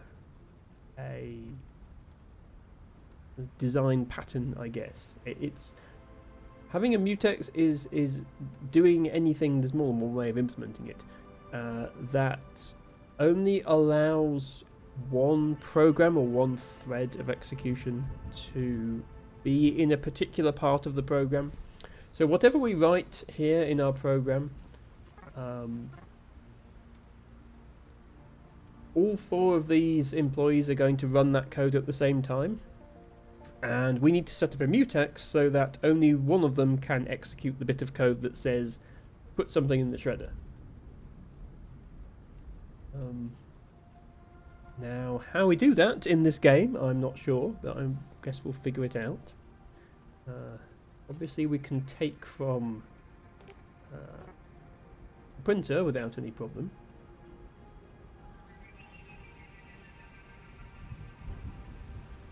If I just say, hello everyone, then they're all going to shout at once, which is going to be a problem. So we perhaps need to take advantage of these numbers. The one thing that's different about each of these employees is they have this number down here, which is, I suppose, is like having a thread ID or a process ID in a real computer system. If you're running multiple processes, they all have a unique ID, even if they're executing the same code. So we could say if you are number 1, then you get to go first. So you can shred your cube and then tell everyone hi. If you are number 2, you need to listen for the hi signal in order to know that 1 is done with their shredding. And then you can do your shredding. And then I guess we need a different signal. Fortunately, we've got 8 possible signals and there's only 4 employees. So tell everyone coffee time. And then employee number 3 knows that if they listen for coffee time, then now it's their turn to shred, so they can move to the shredder. Now everyone goodbye. And then employee 4 knows that goodbye is their signal to do their shredding. And then we need another, yeah, that's 3 signals so far, so the 4th signal, which can be okay.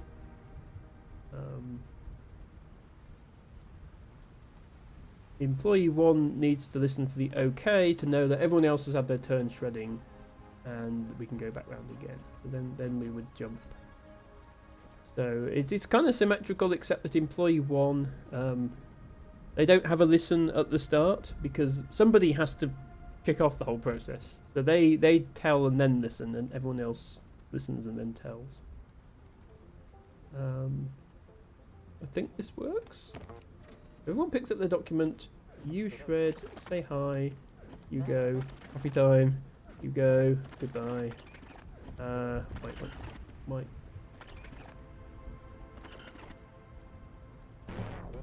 Why did you all jump into your shredders? That wasn't part of the program.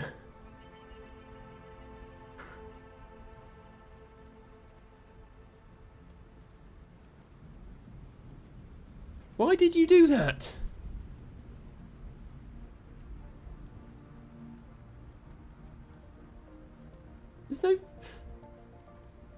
There's no step commands. What do you...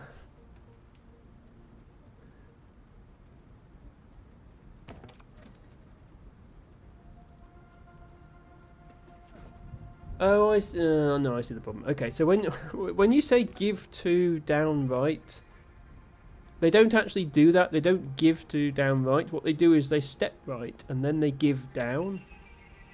So then they're in the wrong place. So they need to step back left again, otherwise none of this works. Okay. It's not a huge problem because they can be stepping back whilst the other ones are doing their shredding, so it shouldn't actually slow things down. Because they'd be waiting anyway. So yeah, do the shredding and then step back to the left. Yeah, there we go. Okay.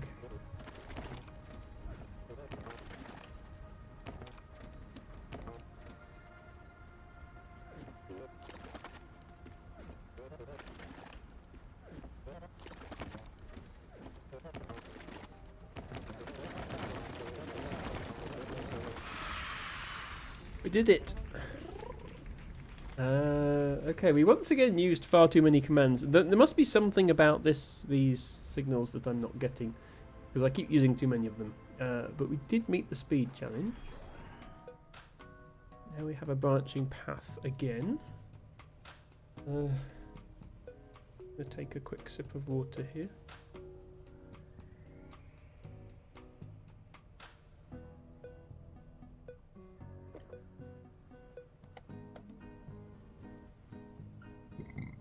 Excuse me.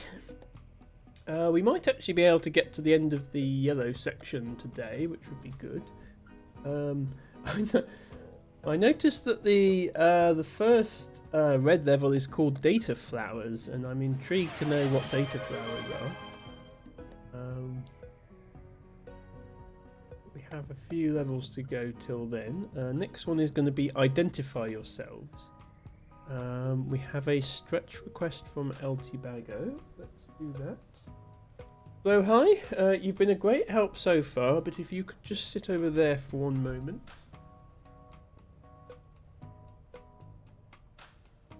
There we go. Ooh. Stretch in full screen, because who doesn't want to watch Emma stretch in full screen?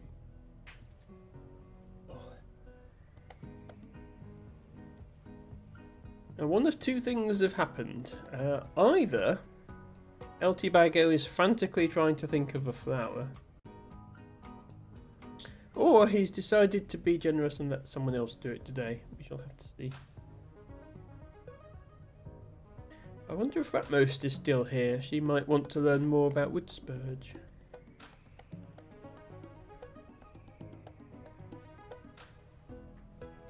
Ow. I don't know if you heard my shoulder click, but it definitely did.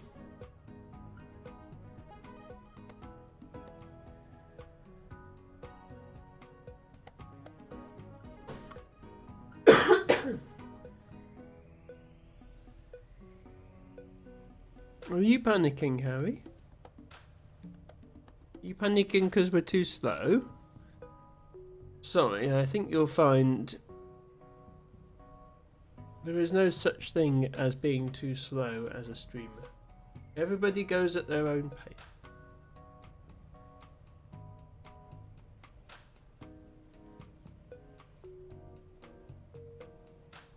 Well, since we're 2 hours in, we will have a break. Okay, Tibago has Yellow Mignonette, Wild Mignonette, Reseda Lutea. requested Yellow Mignonette, also known as Wild Mignonette. I can't remember if we've had that before or not. We can certainly have it today. Thank you, Altibago, for the request.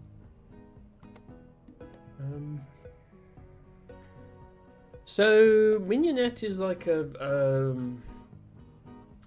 big spike of flowers. No surprise, they are yellow. Let me see if I can find a good picture. That one's not a bad one.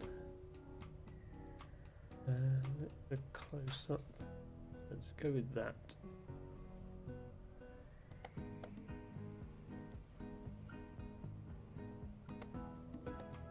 You've got a close-up of the flowers on the right there and the whole plant on the left.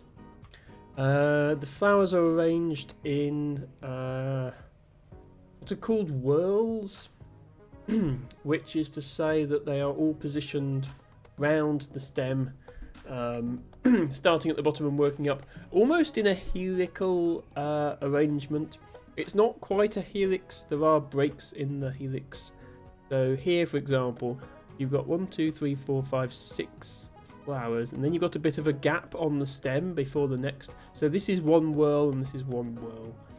But they are all at different heights, and so it almost looks like a helix. And this is a very common arrangement. There's a lot of plants that do this. It's not just with flowers, but also with leaves and branches. If you've got a plant that branches its leaves off at different angles, they'll also often follow this pattern. It's a way to maximize how much sunlight gets to the leaves and how much space can be filled by the flowers, so the flowers can grow as big as possible without interfering with each other. So yeah, it's a pattern that comes up quite often in nature. Altibago says, not much on Wiki today except that its leaves and flowers have been used to make a yellow dye called weld since the first millennium BC. Yes, there is actually a plant called weld as well, which is in the same family as this one, which makes sense. Let me actually bring both of them up because it's interesting. So this one is Resida lutea, and there's also Resida luteola. So even the Latin names are similar. And yeah, actually the wiki does clarify that its leaves and flowers have been used to make a yellow dye called weld, although the related plant Resida luteola was more widely used for that purpose. So that plant is actually called weld. It is one of its common names. Dyer's rocket is another one. I don't know if the dye weld was named after the plant, or the plant was named first and then the dye was called that because that's what the plant is. That's the plant that's used. But it's actually, even from a strictly botanical perspective, it's probably good to show both of them because they are similar enough that you might confuse them. Weld, the flower spikes are much taller and the leaves are much bigger, but the basic structure of the flowers is very similar. Here's an example of the weld plant. You can see the obvious similarity between the two. As I say, they're both in the same family, both closely related, and they can both be used to make the same dye, so that all kind of makes sense. But this one on the left is the one that the Redeemer's about. I think that one is the prettier flower of the two. On the whole, it seems like the actual flowers are slightly bigger and more colourful. So I'll just get the book. I'll turn the game volume down a bit as well. There we go. Sorry about that.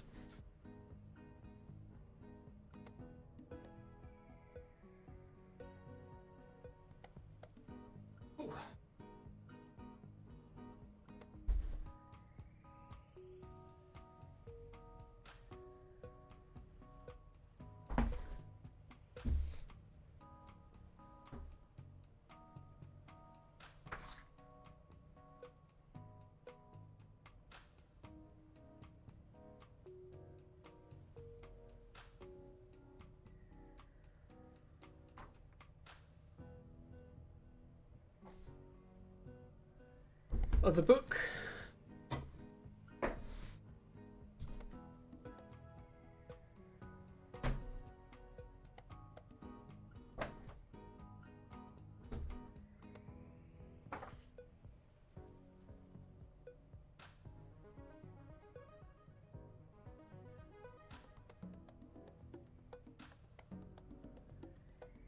Altibago says weld, residue luteola, so that's not this one, that's the other one. Producing yellow dye, late 14th century from Old English weald, a variant of Old English walled forest. Spanish guelda, French gourd are Germanic loan words, also from late 14th century. Yes, that's the one we're on about. So the big difference between them is that wild mignonette is a native British wildflower. And that's the one that we're looking at here. So this one is native to the UK. Weld is not native to the UK. But it is found very frequently throughout the UK, and it would have been introduced here in prehistoric times because of its use as a dye. So what probably happened is early British settlers would have used wild mignonette, and then they would have switched to using weld when it was available because it's more effective as a dye. Ratmos says, what's the blue stuff called the body paint? I believe you're thinking of woad, which is another dye that's made from a plant, but it's a different plant. And it's a blue dye, which was quite famously used by Celtic tribes around the time of the Roman Empire. Was used by I don't know if it was just Celtic tribes in Britain or Celtic tribes elsewhere. We were taught at school that it was British Celtic tribes. So that's a different dye, different plant, but same part of the world that was using it. And woad is another plant somewhat related to these, although not directly. It's in the Brassica family, which is along with things like cabbages. And interestingly also has yellow flowers. So you would think a plant that made blue dye might have blue flowers, but no, woad has yellow flowers, makes blue dye.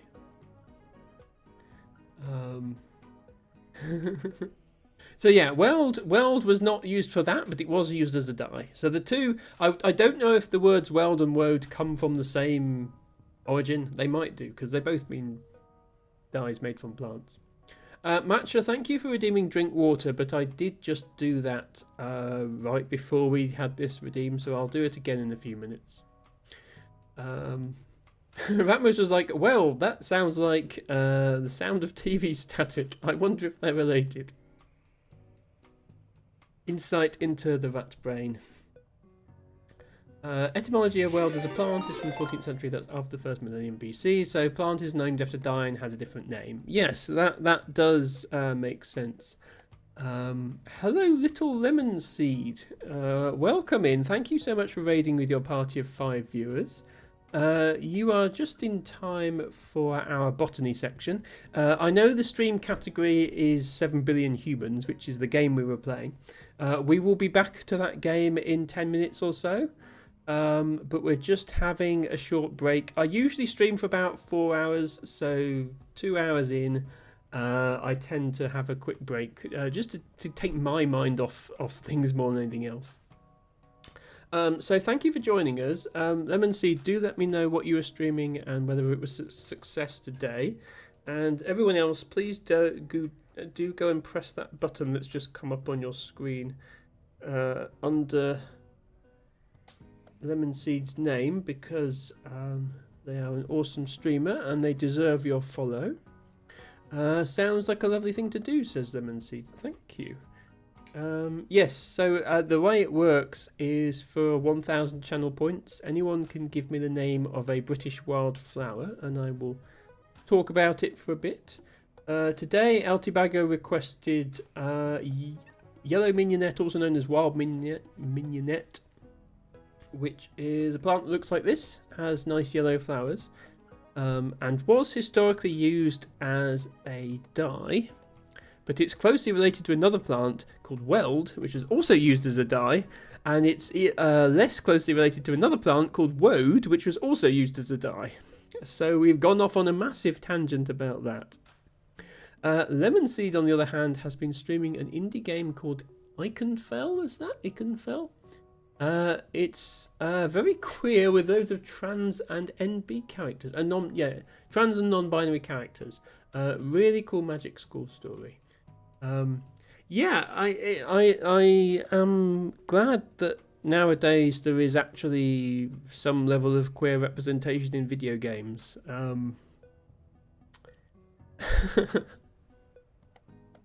When I was younger, that was not really a thing. I suppose technically there was.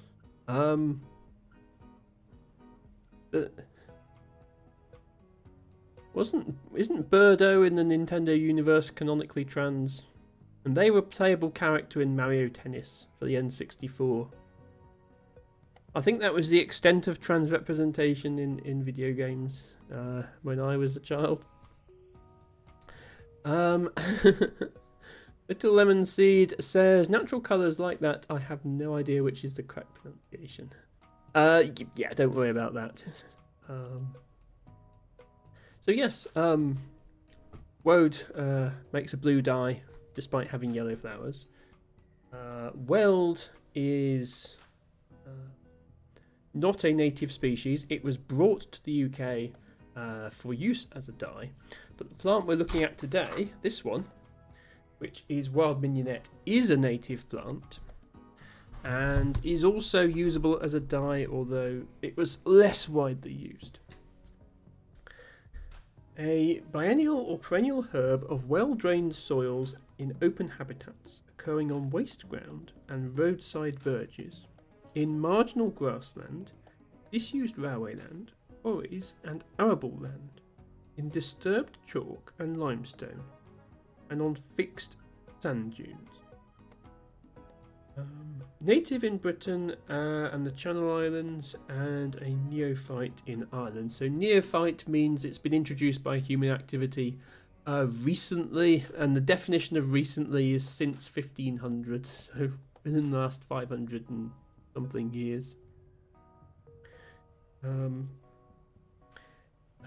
It has been known in Britain since at least 1597. Its distribution has remained fairly stable since the 1960s, although at a more local scale, populations have been lost due to a general decline in suitably open habitats.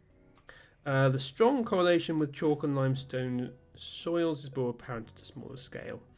The reason why weld was more popular as a plant for use as a dye probably has a lot to do with the habitat it grows in. Wild mignonette is quite fussy about its habitat. It needs to grow on chalk or limestone, which there is plenty of in the UK, but it's in specific areas. Whereas weld will grow anywhere in the UK. It needs neutral or base-rich soils, and it will grow on waste ground and all sorts of places. So even though it's no longer commercially used, it's found pretty much everywhere in the UK. So as usual, it's a shame when plants decline because their habitats are lost. Important to conserve the habitats for that reason. Matmos says, Elvira was still in the closet in 1989, but she did have a video game. Yes, that's a good point, actually, Matmos. Thank you for clarifying that. LT Bago says, yes, in the Japanese manual for Doki Doki Panic, 1987, it states her name to be Catherine and is a male who thinks of himself as female. Sadly, the North American release misgenders her at this very different time. Yes, that's what I was going with. 1987 was a little before my time. But yeah, even as recently as the early 2000s was, in my opinion, a different era as far as these things were concerned. It's amazing how much things have changed. So I'm just going to bring up the distribution map for this plant. It's always fun to look at the distribution maps for plants that require specific rocks and the underlying geology of the area, because then you get to learn geology as well as botany. The UK is, for an island of its size, it is unusually diverse, geologically speaking. Other much larger countries can have huge areas that are all basically the same type of rock, and the UK does manage to pack a lot of different rock types into small areas, including lots of chalk, which is quite rare globally. And it's no coincidence that geology as a science was invented in the UK. So here is the distribution of wild mignonette, and those of you who have watched a lot of my botany segments will recognise these two bands of chalk across the country, and the big area of chalk in Wiltshire as well. So this southernmost band here terminating in the famous White Cliffs of Dover, and this band here known as the Greater Ridgeway, running diagonally across southern England.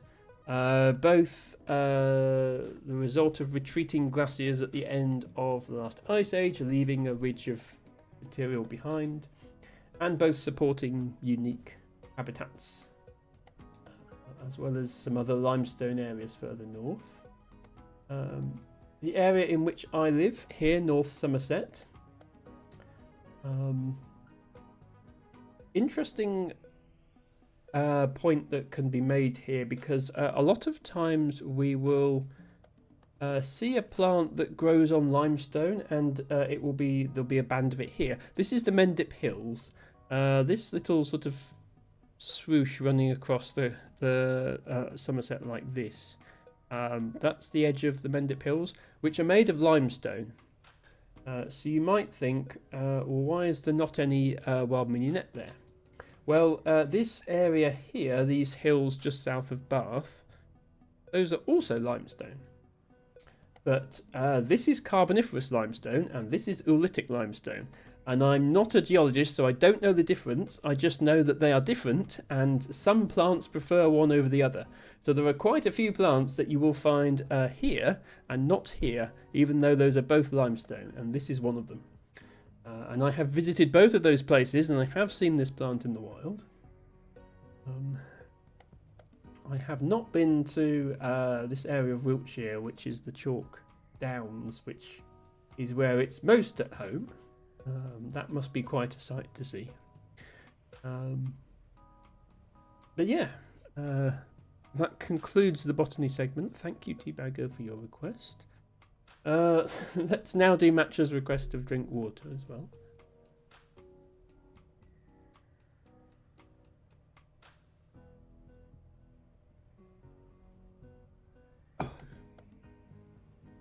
Hopefully everybody learned something today. Don't worry, there won't be an exam. Hello Michael, welcome in. Hope you're having a good weekend. Excuse me while I put my botany books back on the shelf.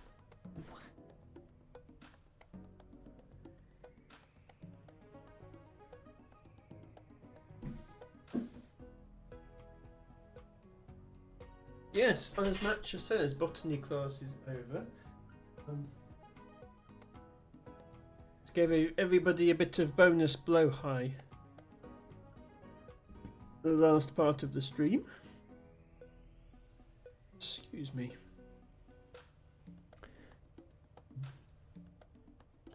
So we were here, yes. Level 51. Identify yourselves is the next one. And yeah, let's see if we can at least get into the red levels by the end of the stream.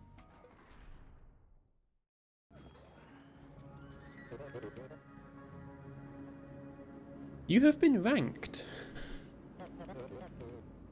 The worker all the way on the left is number 1.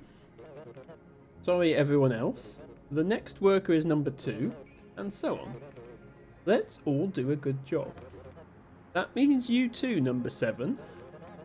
Everyone, please write your assigned numbers on the data cubes next to you and put them back on the floor. Label the first data cube on the left with 1, the next cube 2, and so on down the line. All cubes must be placed back on the floor where they came from. To prevent tampering, workers who touch another worker's data cube will immediately explode. The worker will explode, not the shredder this time. Okay, this I have to see.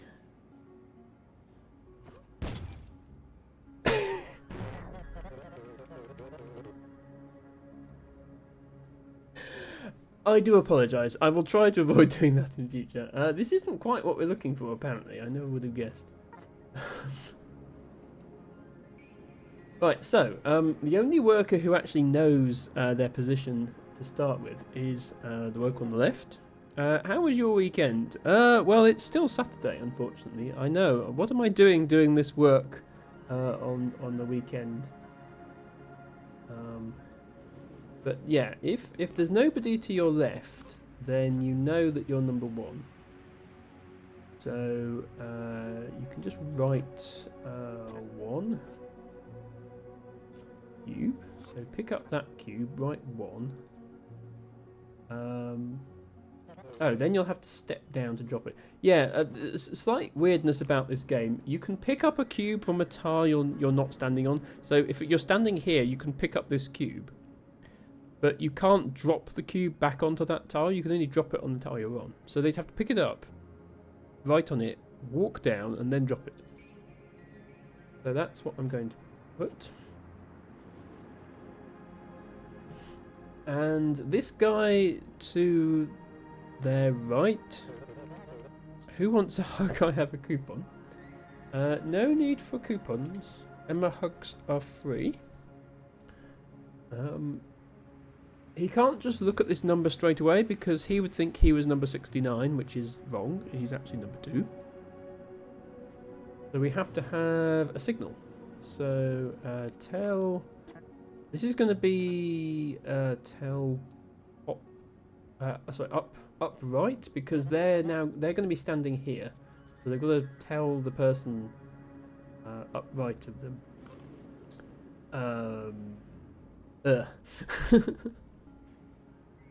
And everyone else has to listen for before they can do anything. But they need to do these instructions. So what we actually need, we kind of did this on a previous level. If there's a worker to our left, rather than if there's nothing to our left. If there's a worker to our left, we need to listen for them to say something. And then we go ahead and do all this. But we don't write 1. Instead, we look at the cube to our left. So if there is a data cube not to our left, down left. There's a data cube there. Then we look at it to see what our rank is going to be, and then we add 1 to that rank.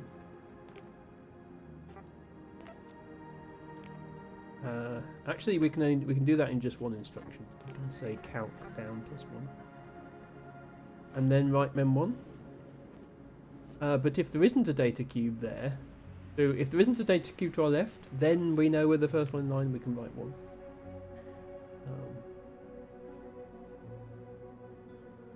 And I think that's all we need to do. We don't need to jump back to do it again, because we only need to do everything once.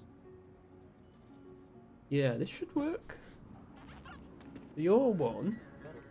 You're going to say so that's your cue to go. Yeah, 1 plus 1 is 2. You're 2.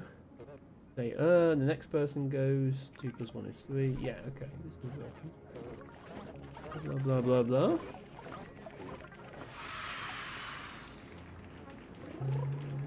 Okay, we used too many commands and it was too slow again. These are definitely going to be a challenge to optimize later if I decide to do that. The mode code is next.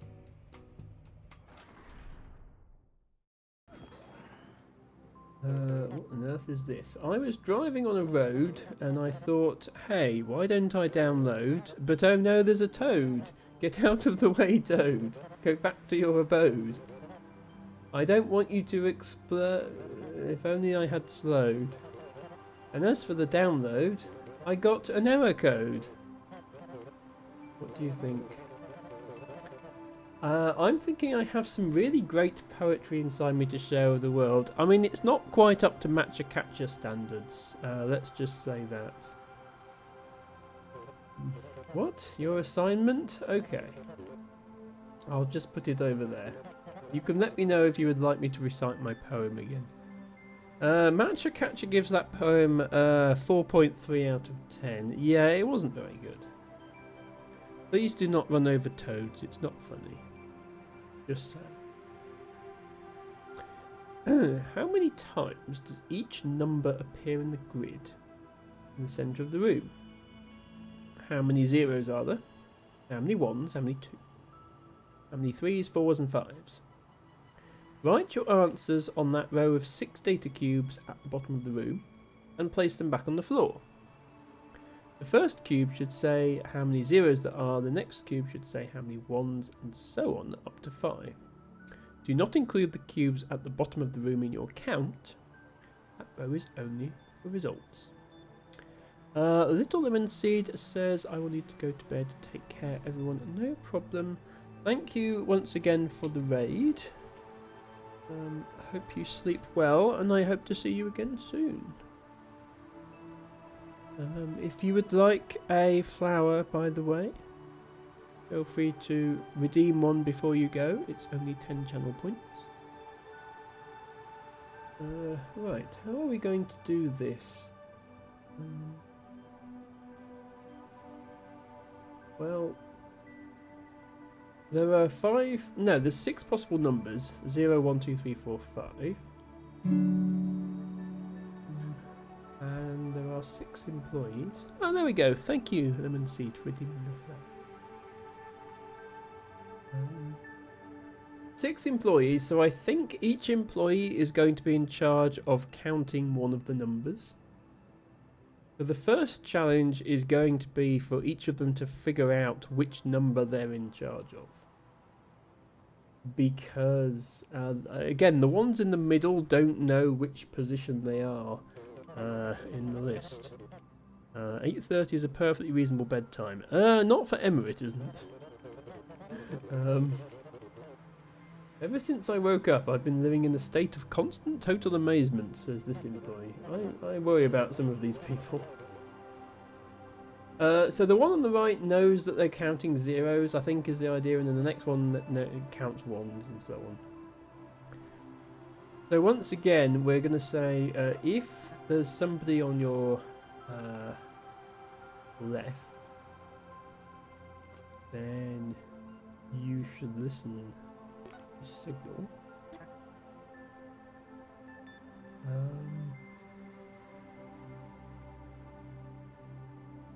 But if there isn't,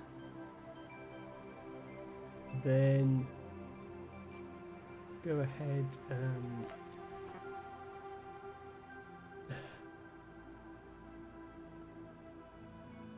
I think we need to do more than just set the memory. I was going to say we just set a memory cell in their brain to be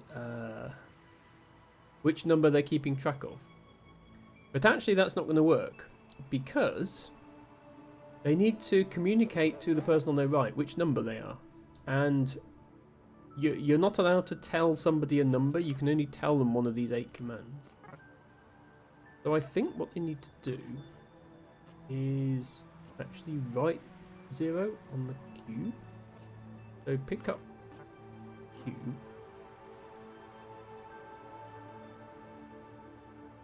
Write 0 on it. Well, actually, no, they don't need to write. Because there's already a 0 on it. Yeah. First one is spared from writing anything on the cube because conveniently it already has 0. So set 0 and then tell the one on your right. Okay. And then if you were not the first person, then when you hear OK, you should look at the cube down left from your position. And that will tell you what number you're in charge of tracking. +1. So actually, we can do a calc again. That. But then they need to write that number onto their own cube, otherwise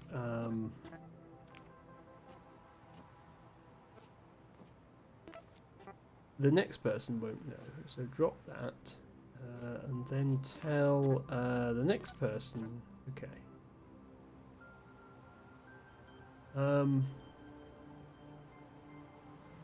So at this point, everybody knows what number they're responsible for.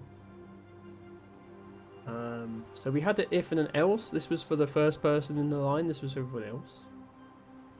Sorry, no, this bottom bit was for the first person in the line. The top bit was for everyone else. Then they need to go and actually count the numbers.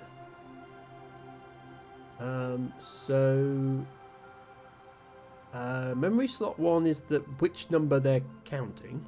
So are they counting all the 1s, all the 2s, and so on. We need another memory cell to be the total of that number, how many of them they've seen. So we start that off at 0.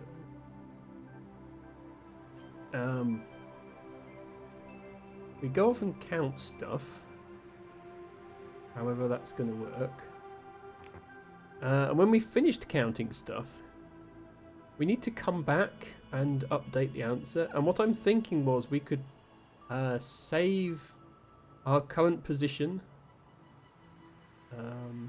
Although actually you're going to have to step down in order for that to work. And actually you'll have to do this, which means everybody's doing that, so we can take that out of the loop. Out of the if-else, sorry.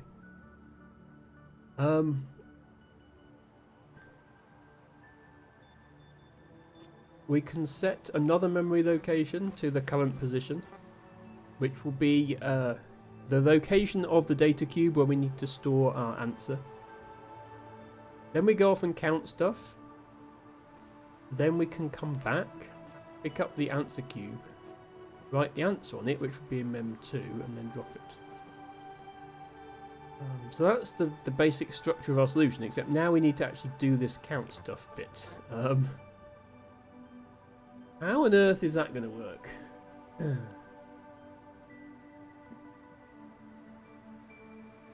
Just to make things more complicated, they've put these holes either side. So if you were going left to right, you can't just rely on there being a wall at each end to bounce off, because you would run into a hole. So I think it's going to be easier if we go in columns, if we go vertically to count the numbers. So what we would start off by doing is going left until we hit a wall.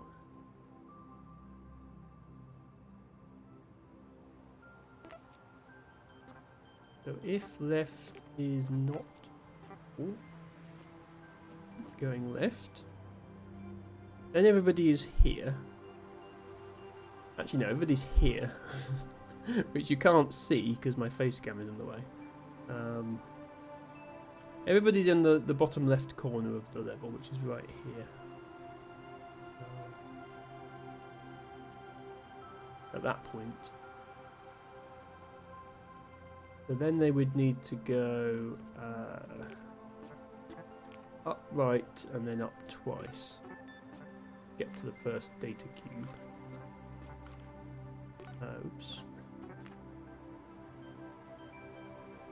And then we would say if that cube has a value equal to mem2, which is what we're supposed to be counting.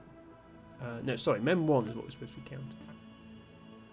Then we increase mem2, which is where the count is stored. So mem1 is the type of number we're counting, mem2 is how many we've seen, and mem3 is where we have to go at the end to write the answer down. So calculate mem2 plus 1.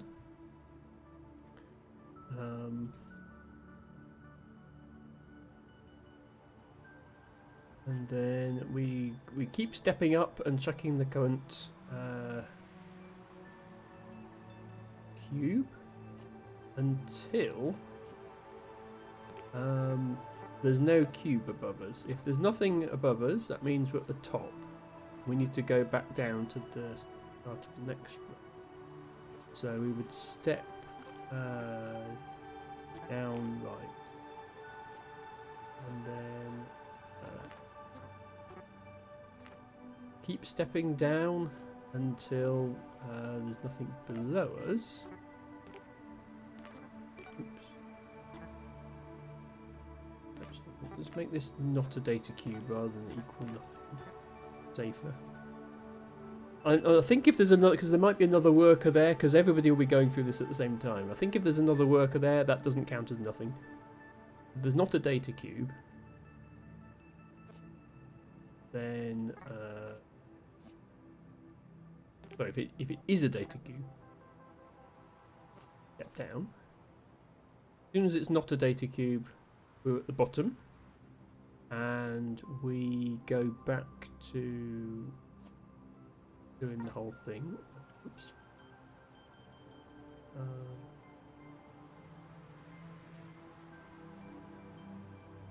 Which will happen anyway. Yeah, because we'll fall off of that and we'll go here. So that works. Then eventually we'll have gone through every column and we'll be on this side. So we'll know that we'll get to the top of this column, we'll step down right, we'll be here. There'll be a hole on our right. So that's here. If on our right there is a hole, then that means we're done. So that means we need to do these ending instructions. So pick up mem3, write mem2, drop, and then end. I think this should work. Chances of it working first time are probably quite low. Let's give it a try. So you are... okay, you know you're looking for zeros. You know you're looking for ones. You know you're looking for twos. Yep. You're looking for threes. They should all now be making their way through the cubes, counting number of each.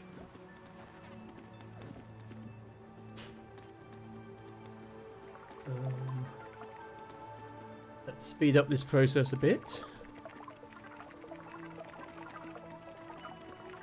I mean, I can hear them counting things. And then eventually they should step here, see a hole. No, you're not supposed to step down the hole. That's not correct. Okay, our program has a small bug. Yeah, that doesn't work. Small problem. Why does that not work? So they get here. Up is not a data cube, so they step down left. Yeah, why does that not work? Let's keep track of you, because you're the one... Yeah, you're the one... So you're counting zeros. You've counted 5 of them so far. This is the number you're going to update at the end. So that's all correct. We need to watch for when you get to the end. Here.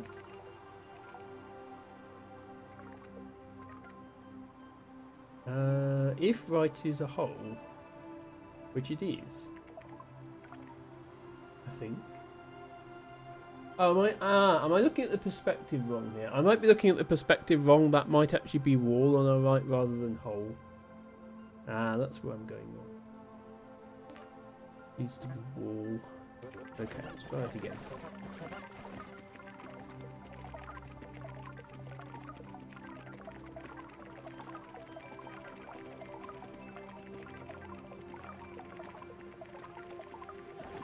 There we go. Okay, and then now they go and out right then. Oh, never mind. Apparently they've written the wrong answers. That was unexpected. It's a shame. The game doesn't let me. Maybe a slight flaw in this game. When they gave the wrong answers. This guy's speech bubble was covering the numbers, so I couldn't see what the correct answer was. And once I pressed stop to dismiss the speech bubble, everybody's counters reset. So I can't see what we did wrong. I'm going to have to pause it right before the end to see what's wrong, I think.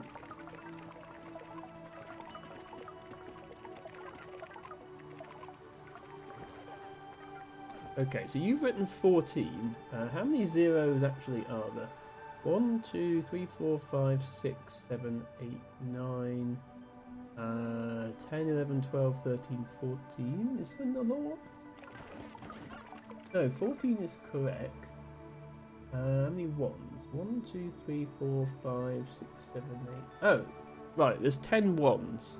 There's 10 ones, and our one counter has written 8. That's not right. Why have you not counted 2 of the ones? That is a problem.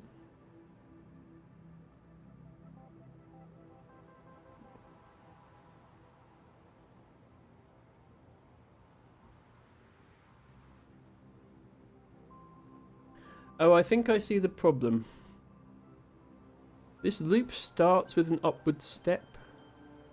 But we're only going down as far as the last data cube. So then they immediately step up. Yeah, that's not going to work.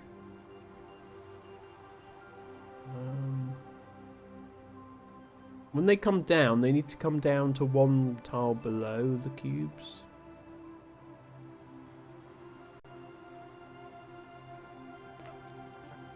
Like that. That should do it. So now when they come back down, they'll go down to 1 tile below. That way they'll count every cube.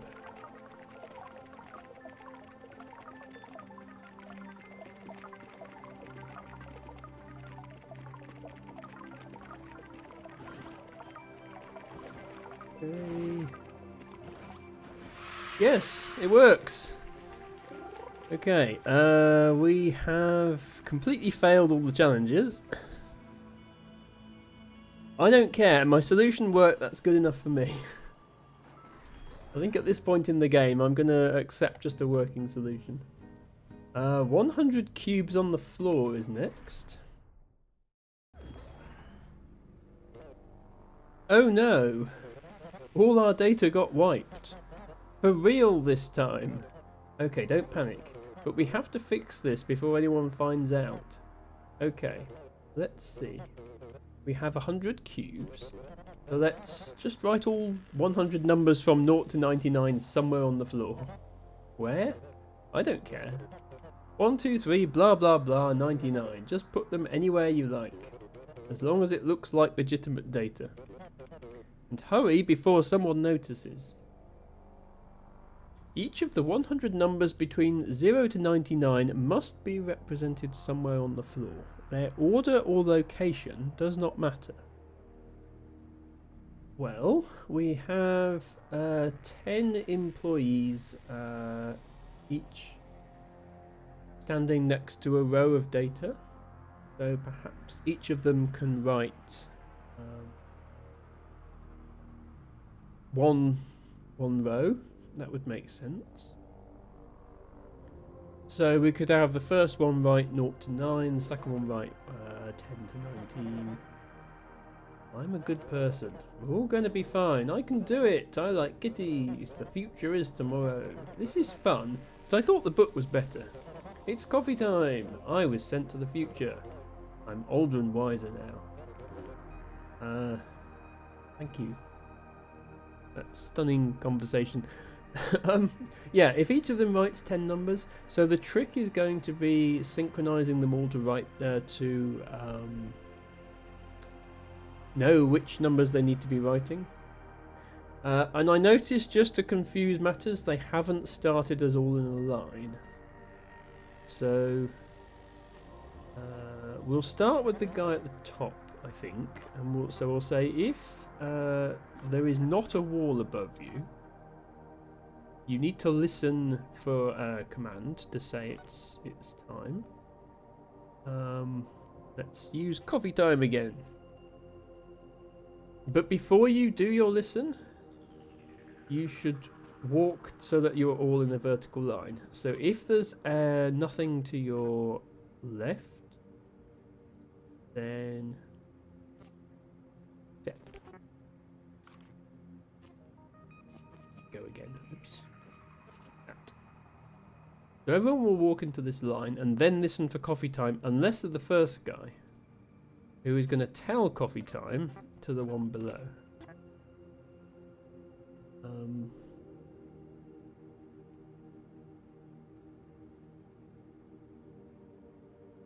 Each person needs to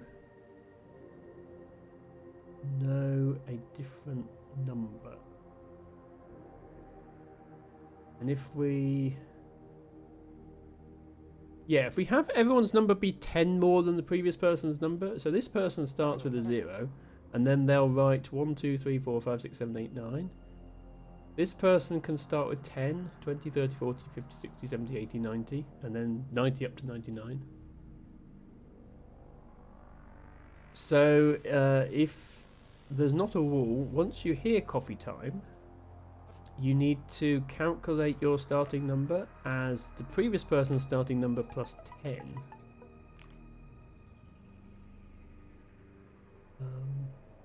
Then you need to step to the left,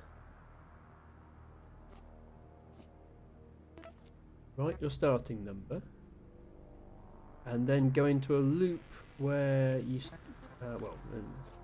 up, write your starting number and drop. And then you need to go into a loop where you step left, add 1 to your number, pick up. In fact, we can, if we do the add 1 here,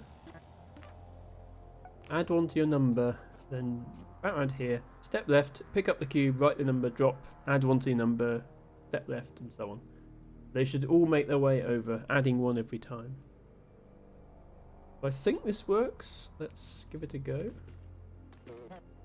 Dime, and he's off with a 1. Yep. You're going to start off with a 10. Yep. And then he'll start off with... No, hang on. Problem, it's working apart from everyone apart from the first person that started off with 10, which is not quite what I wanted. And there's a bit of a problem at the end because we didn't tell them to stop either. Okay, what's happening here? Why are they not... Oh, are they... Hang on. Go slower. Is this one setting off? Oh, okay. They're saying coffee time before they update their number.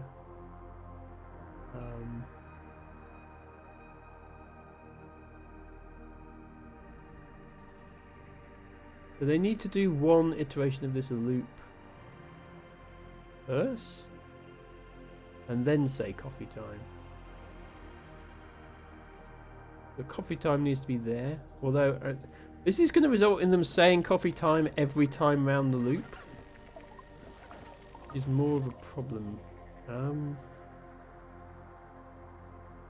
they'll need to tell in that direction.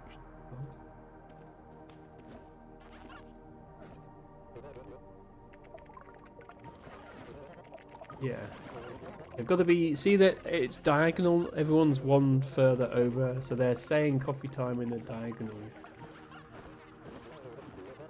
They don't need to be saying coffee time every time, they only need to say coffee time once. But I guess these guys are drinking a lot of coffee, because they're saying coffee time every time. It gets the job done though. Then we just... Yeah, we need an end condition. So if there is a wall on our right,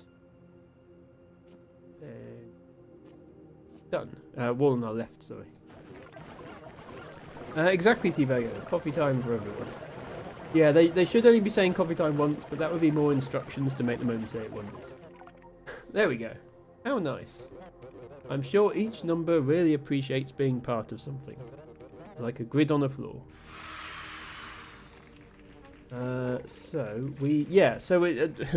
If we'd taken out the redundant coffee times, we'd have used too many commands. So at least we got the size challenge. Although I wonder if taking out, I wonder if taking out the extra coffee times would allow us to meet the speed challenge. Let me try that. I don't want to spend too long on this. So if we don't care about the number of commands, we can move the tell coffee time up here.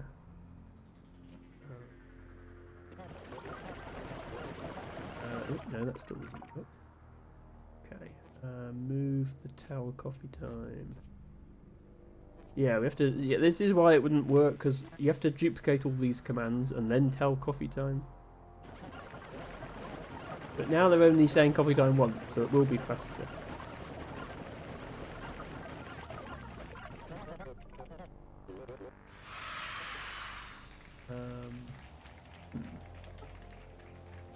Yeah, so that reduces it from 109 seconds to 102 seconds, because they only said coffee time once.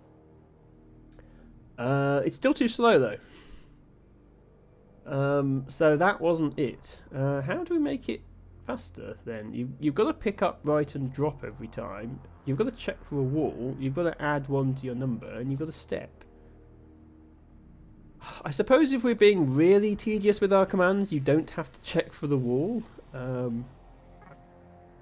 We could just duplicate everything instead. Is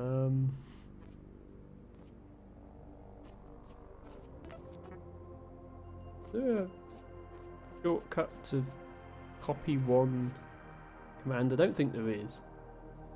So we'd be literally duplicating all this a bunch of times. But this would be the fastest way of doing it, because you take out the... This is called unrolling the loop in real programming, and it's not something you want to do very often. And if it is something you do, it's something you want to let your compiler do for you, instead of actually writing it out by hand. But there are 10 numbers, aren't there? So 1, 2, 3, 4, 5.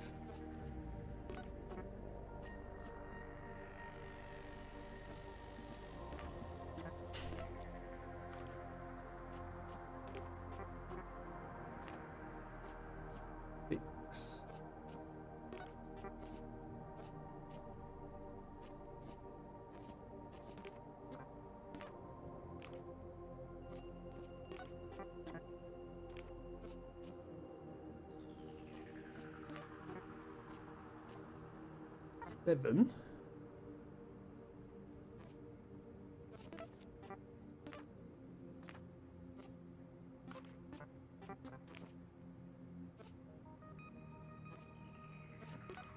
Eight.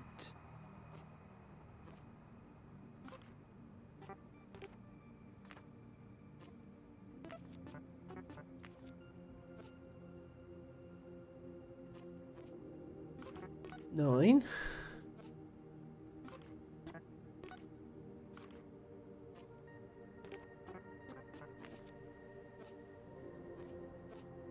Then. So this would be the fastest way of doing it because there's no loop instruction, there's no check test instruction. Oh, hang on, no, we are one number short. But you can see why you would not want to solve every level this way. So if you're wondering why I'm not doing the optimization challenges on every level, this is the reason. Because this is the fastest way of solving this level. And it's really tedious.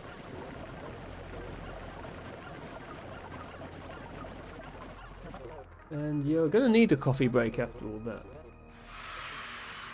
that. Wow, that's not even it's not even optimal. It is 5 seconds faster than before though, so we did save time. How on earth can you be any faster than that then?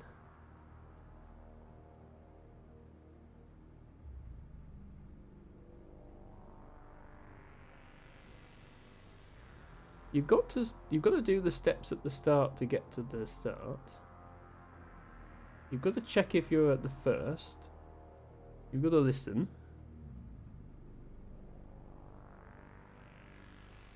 Can I move this coffee time earlier? Does it still work there? It still works there. Okay. That will use slightly less time because people will set off faster.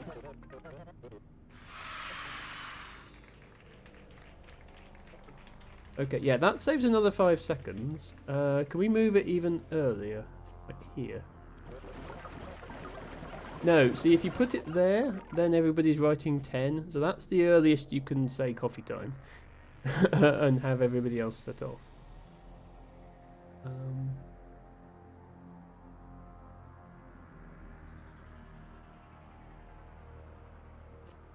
don't know. Yeah. You can only write to something you're holding. So you have to pick it up, you have to write to it, you have to drop it. Oh, I've got a redundant. Hang on, I've got a redundant pick up, write, drop there. That's part of the problem. Yeah, thank you everybody for having coffee time in chat. So I appreciate it. Okay, that saved another 2 seconds. We're still too slow though.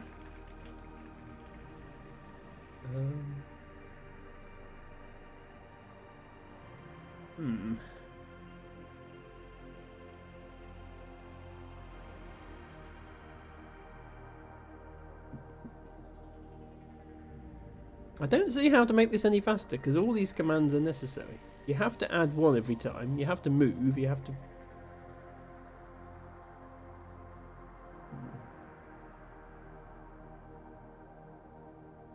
Unless.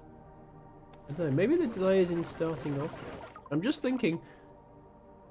Obviously, the guy on top knows that he's the first one because there's a wall above him. The guy at the bottom actually knows that he's last because there's a wall below him. So I could say if up is a wall. Oh, no. If up is not a wall and down is not a wall, then listen coffee time.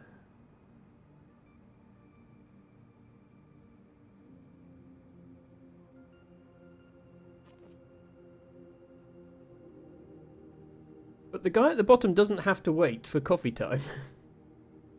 He's got a wall below him.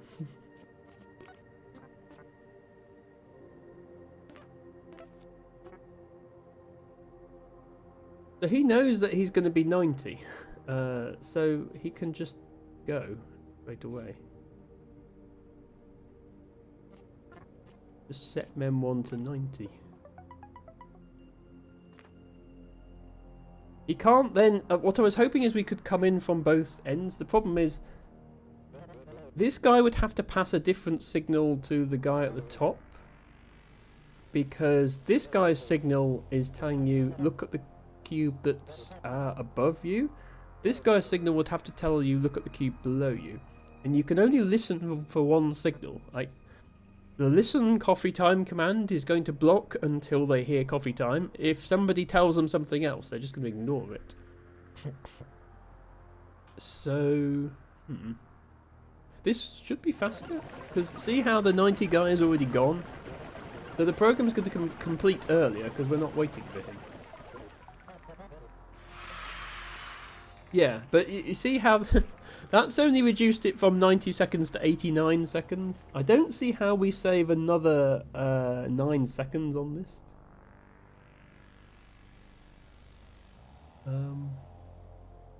I think the delay between each person is already as slow as it can be. Yeah, see this guy's saying coffee time before he's even put the cube down. He's relying on the next person not actually looking at the cube until the next cycle, by which time he's already put the cube down. So we're already going as quickly as we can there.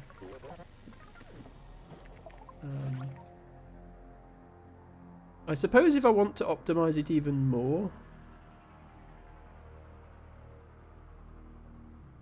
and we don't care about commands, I could say if there's a wall above us, because the cubes start off at 0, if there's a wall above us, just tell them coffee time straight away, because they don't need to wait for you to write the cube.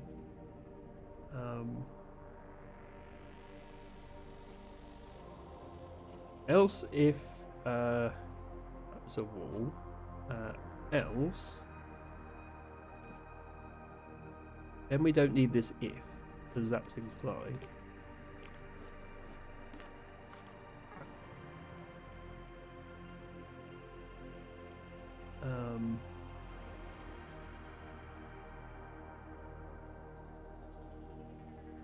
And see, this guy doesn't actually have to pick up this cube, write a 0 on it, and put it down again.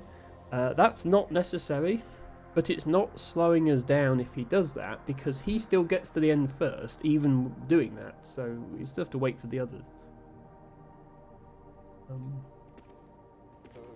Yeah, see, he's immediately saying coffee time, because he knows he's the 0. So is that faster?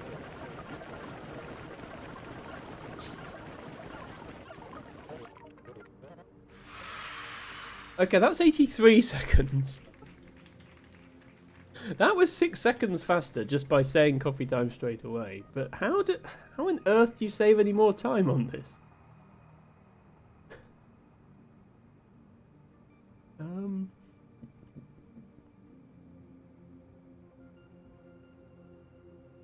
I suppose actually what we could do,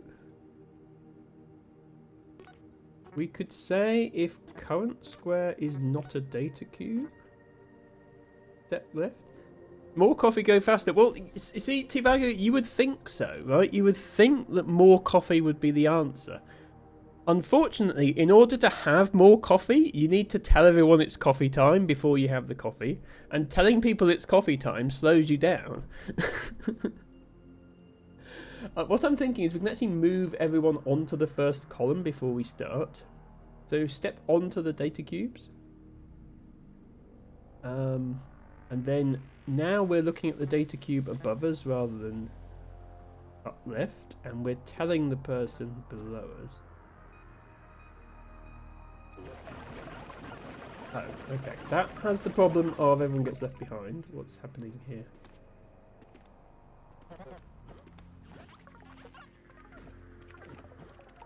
Oh, yeah, no, don't step. Yeah, then don't step here, because you already stepped.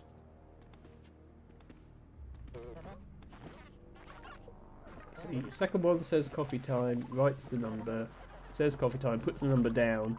Yeah, so there's an optimization there which would be a bit dodgy to do in a real processor, which is tell the next thread you're ready, when you haven't actually stored the value yet, because you're relying on, by the time you store the value, then they're going to read. You would not do that in a real system, but it saves time here, which is why I'm doing it. Right, is that faster?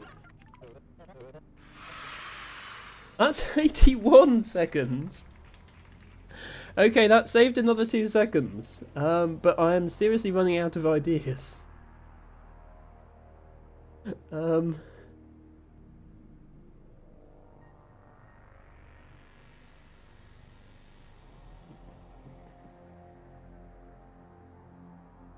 I suppose now, because previously you didn't always have to step, these people were in the right place, but now everyone has to step at least once, so that could be an unconditional step, followed by a jump like that. That will be one fewer check of that if statement. Does that save time?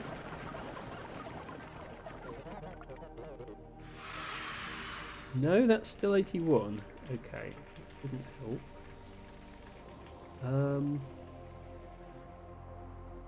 Check for the wall. And coffee time. I mean, the last person is saying coffee time to thin air because the 90 guy's already gone. But I don't think putting an if here would help, because you still got to take time to check if there's a worker below you, rather than taking the time to say coffee time. So I'm not sure this helps. But now the last one isn't going to say coffee time.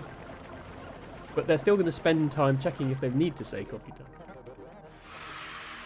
Yeah, that actually works out worse. That's 84 seconds.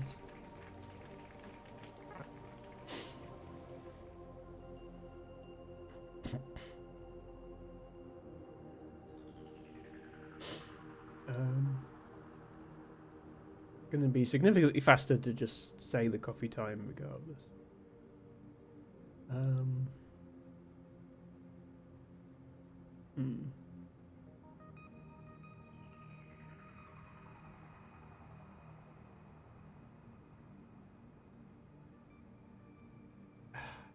Just some way that we can get the 80 person to start from the 90 person rather than.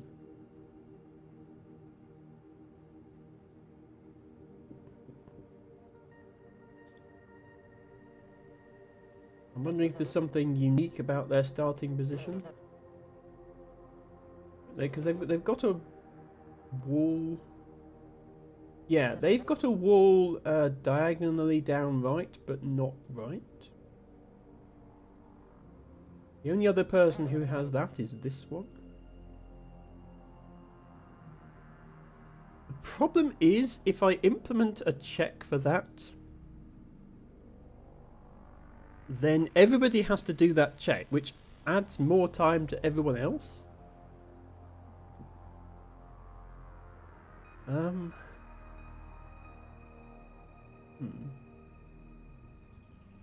Like if I do so else if, obviously not wall above and below us. Down right is a wall, and right is nothing. And we know it's this one. We can just do mem1 equals set 80. Oops.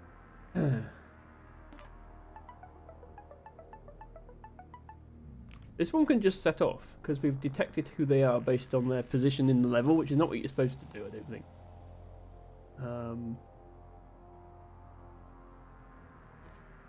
Else, you've still got to listen for coffee time, unfortunately. That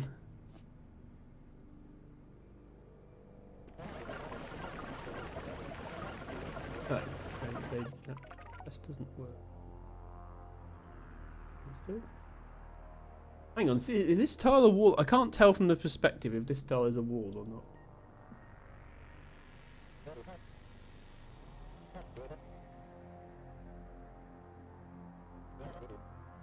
Oh no, they're walking over here and then. No, that won't work. They'll have to do that test before they walk over. So if we need to, oops.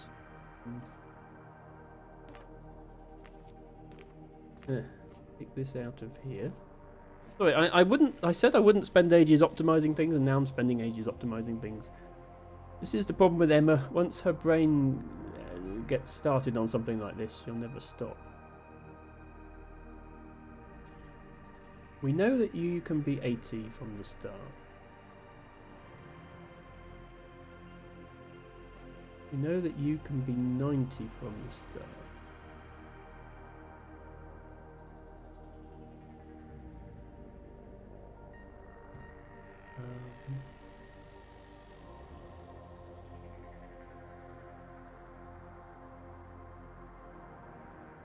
So if Mem1 is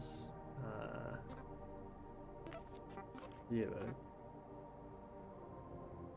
then we didn't figure out what it was ahead of time, so we need to listen for coffee time and then make it 10 more than the previous person.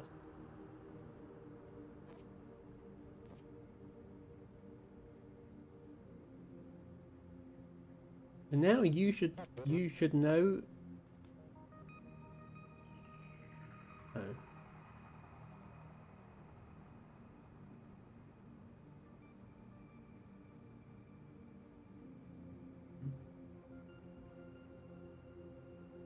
Maybe this must be a wall then. Okay, so if that's, we can still uniquely identify them, because if right is a wall and upright is nothing, I think that uniquely identifies them then. Yeah, so they've set their starting to 80.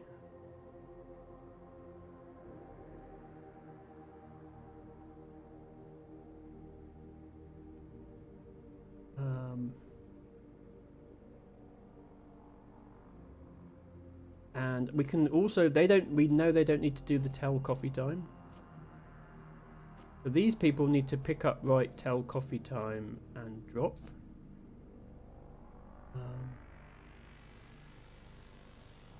Oh, this is a else as well.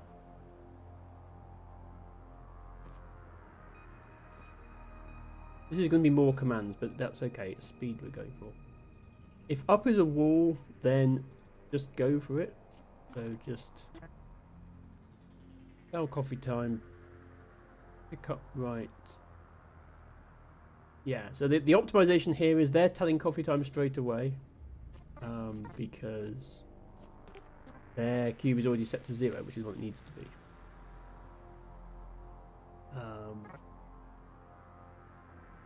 Otherwise, if we don't know what it is, we'll have to wait for coffee time, figure out what number we are, and then write that number and then tell coffee time. Otherwise, we actually know immediately what our number is.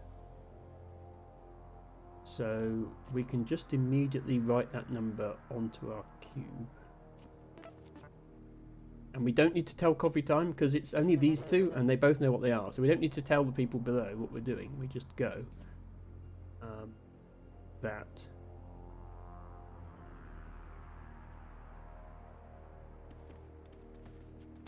Yeah, so the bottom two are just going. So, oh, but but this guy thinks he's 90, which he isn't. Why do you think you're 90? Oh, because there's a wall below you. Ah, right. We need to distinguish this guy from this guy now. So the 90 guy, wall below you, but also space to your right, because that's not what this guy has. Okay, yeah. So those two guys are going to set off. Everybody else is going to wait for coffee time before they go. But now the last guy is the 70 guy. Previously we were waiting for the 81 to finish. Now we're only waiting for the 71 to finish, which should be faster. In theory. Yes! 76 seconds! We did it! We made it fast! 100 cubes speed run.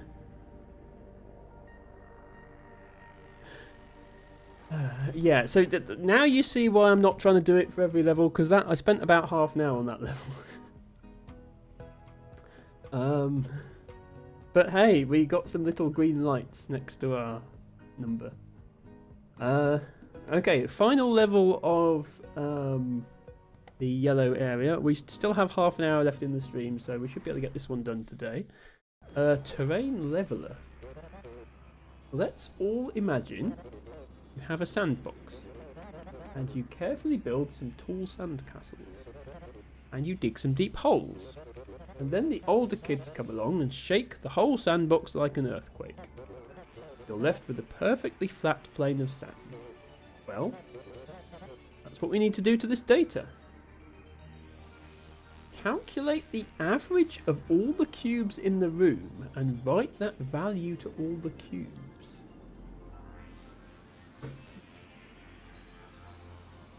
How?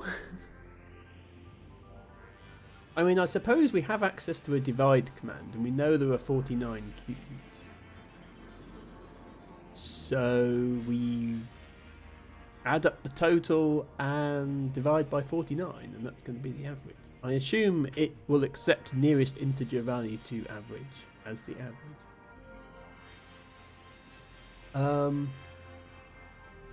Can't really do that in parallel though. Like this, it's a bit like the one with the shredder where we had some people adding up, and then we had a designated shredder guy who'd come along afterwards and look at all the answers.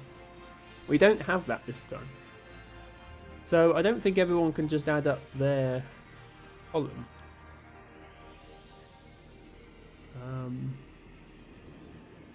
We need somebody to go and walk the whole thing to add up all the sums, I think.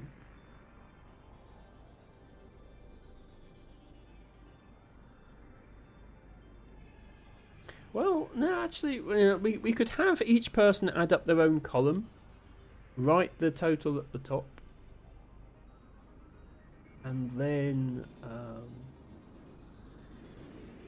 we could pass the total along to a guy in the corner who would then have the full total. Then that guy could pass the total back. And then everybody could write the average. Okay, let's try and do that. That's probably going to take up the rest of the stream. So, everyone needs to step up at least once. And then if you're not at a data cube yet, you need to step up again.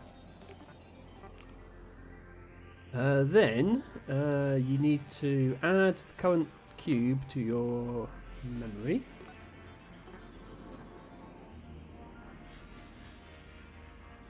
And then keep stepping up.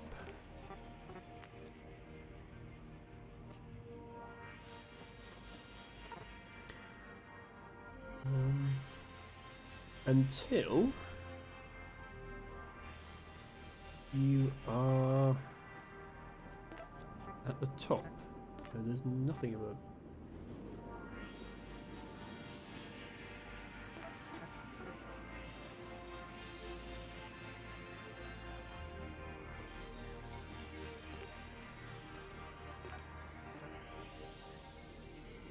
Doing it like that is probably fewer instructions. So keep going up while there's a data cube and stop on this line. Then pick up the top data cube, write the sum of that column onto it, drop it again, and then tell the person to your left. For some reason we're using the coffee time signal every time now. Tell the person on your left coffee time.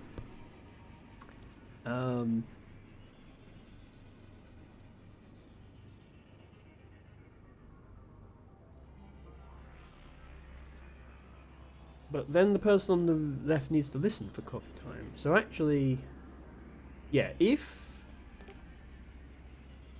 there is nothing to the left of you, then you can immediately say coffee time, and then so if on the left of you there is a person, wait for that person to say coffee time.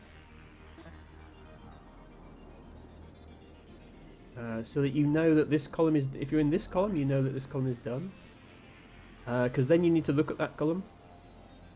So, calculate memory being the total for your column, plus the total of all columns to the right, which will be given by the value of that cube at that point. But then we need to do that before we write the answer, so do that here. Unless you're the person on the right, in which case you just immediately do. And then here, if you're the guy on the left, so if there is nothing to your left, then you now have the total of everything. Actually, yeah, there's no point writing the total of everything here either. So you now have the total of everything at this point. So now you can work out the average, which is going to be the total divided by 49. We know that there's 49 cubes. That's not going to change because it's a 7 by 7 grid.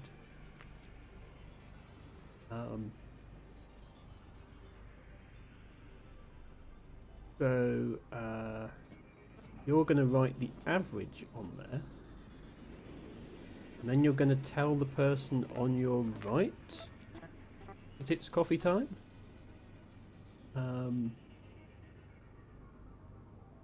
Otherwise, you're going to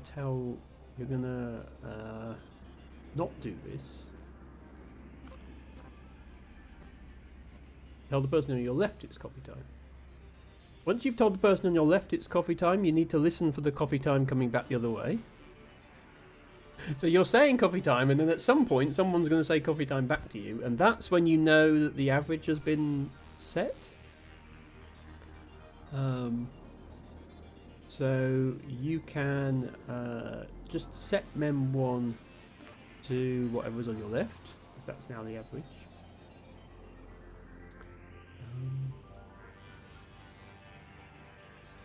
And you need to rewrite the cube. So pick up this cube. Because it no longer has the... it had the total, and now it needs to have the average. So write it again.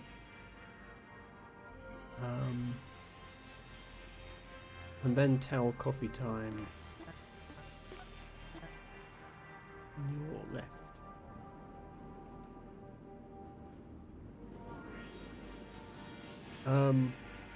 Once you've done that, so at this point, regardless of whether you were the left column or one of the other columns, you've now written the average onto the top cube, so now everybody just goes into a loop of working their way back down the grid, writing the average on every block. Copying it again. Jumping.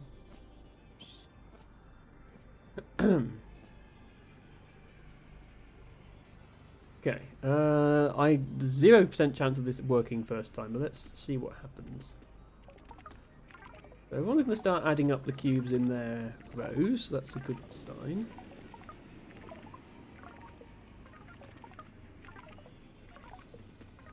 When they get to the top.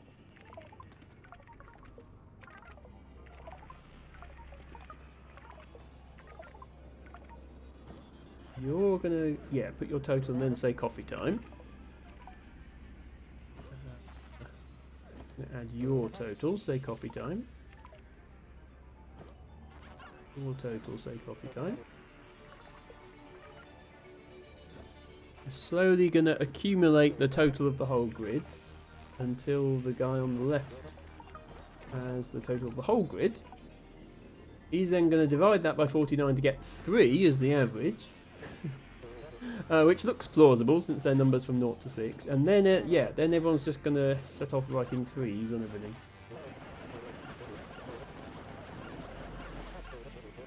You guys did really average. That's a pretty good compliment. My parents always said I was average. Okay, we have too many commands and we're too slow. So, fail. I was aiming, I knew it was too many commands, I was aiming for speed, so I'm disappointed that I didn't meet the speed jump. All this duplication of writing here was supposed to make it faster, which it evidently didn't. How on earth would I make that faster? Do I have to unroll this loop again? Silly game.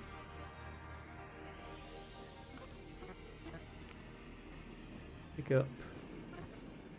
Right, then 1. Drop. Step down. Pick up. At least we don't have to do a calculation every time. So we already did the first one, so we need to do this 1, 2, 3, 4, 5, 6 more times. That's 3 more times. Step down, pick up, right member. Oh, we need to drop afterwards as well. That would help. So that's 4. Step down, pick up. Right, then 1 drop. That's 5. Step up, right. Drop. 6. This should be slightly faster.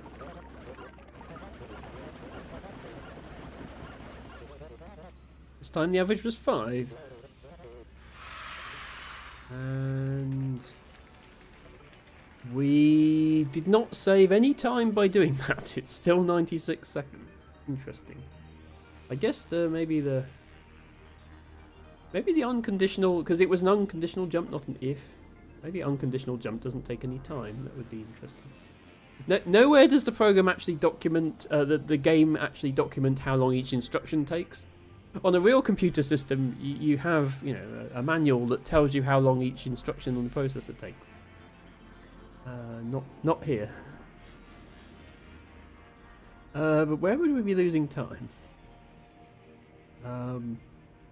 Everyone's going to step at least twice, so we could just put 2 unconditional steps before we start doing this.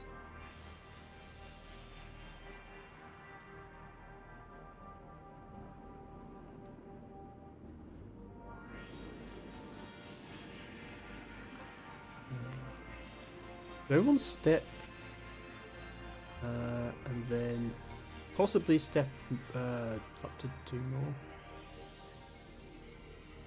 Yeah, maybe it's faster to just hard code 2 more of this, because step up. If you're not on a data cube, step up again, and then if you're not on a data cube, up again.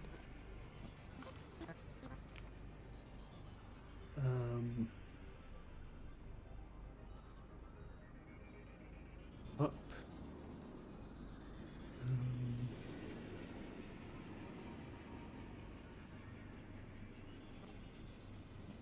Yeah, that. Got to check if we're on the left or not. We've got to listen for coffee time. We've got to add up the total. We've got to check if we're on the left. We've got to do the division. You see that this is kind of the same as this, but I've already sort of tried to optimize it so anyone only does the things they have to do.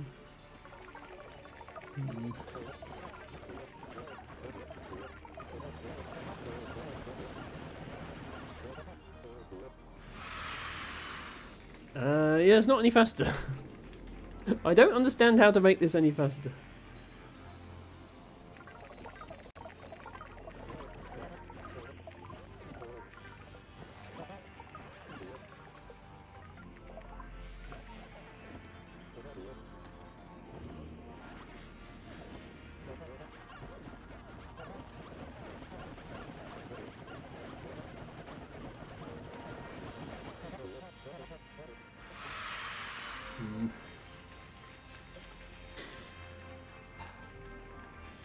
I wonder if we can do this without coffee time. I know that sounds weird. Let me copy this into a new solution. I wonder if we can actually just not use synchronization somehow. Because the total is always going to be more than 6, realistically. So instead of listening for coffee time, if there is a data cube on our right, and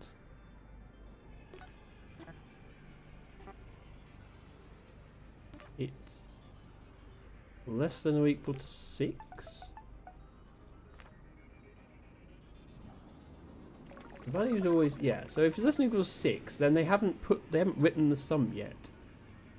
So just jump wherever until that happens, instead of listening.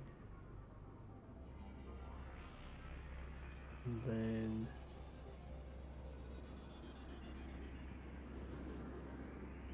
hang on, we need to structure this slightly differently. When we get to the top, if there's nothing on the right, then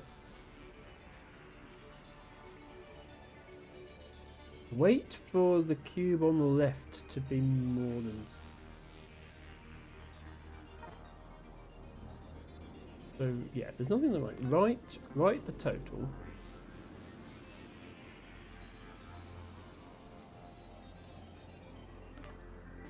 Wait for the cube on the left to be more than 6. Then wait for the cube on the left to be less than 6 again. So we wait for them to write the sum onto it, and then we wait for them to write the average on.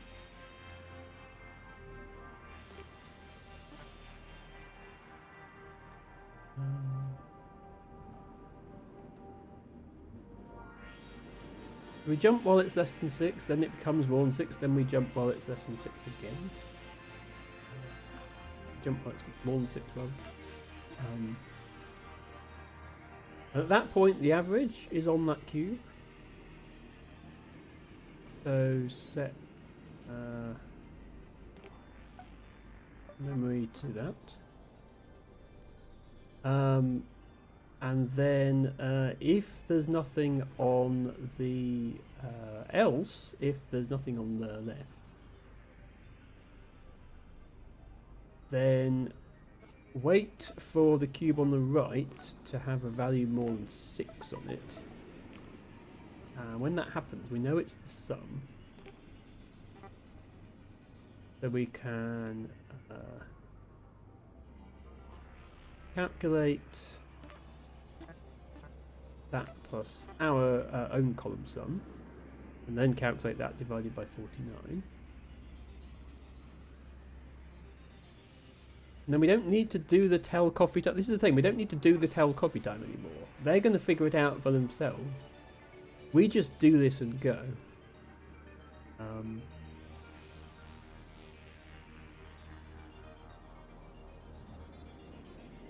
In fact, we can do this.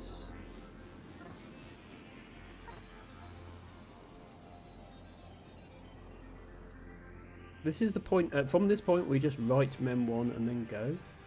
And also from this point, we just write mem1 and then go. And then this else branch is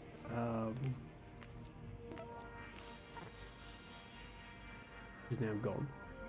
Is everybody in the middle? So everyone in the middle. Wait for the number on the left to be greater than 6. Oops. And then wait for it to be less than 6. And when it's less than 6, it's the average.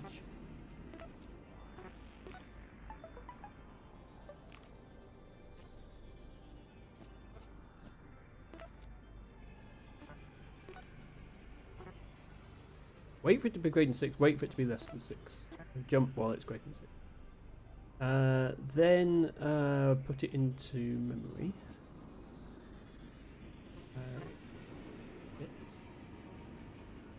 Just set more.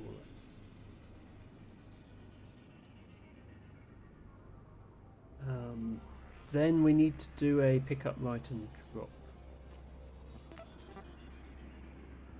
before we step.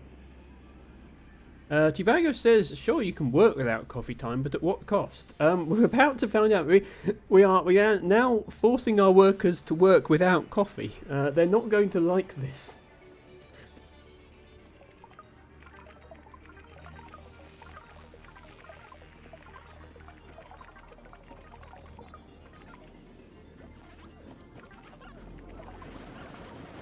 Oh, hang on. Wait. Oh, the game is... Yeah, the game is giving me bigger numbers now. The game knew I was doing this, and they've given me numbers up to 20 instead. Okay, that's 6, 6, 6, 6. Okay, sometimes the numbers can be as much as 20 to throw me off. The average is still never going to be more than 20, though.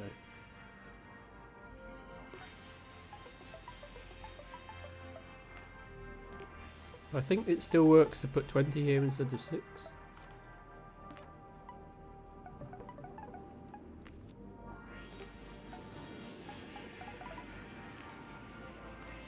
Turns out trying to make your workers work without coffee is a really bad idea.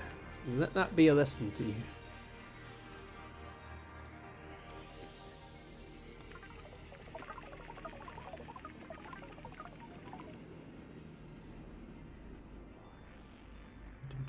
Oh, hang on.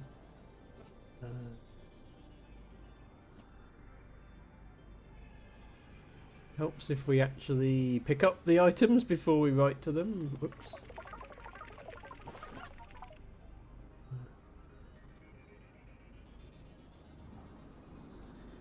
What are you doing?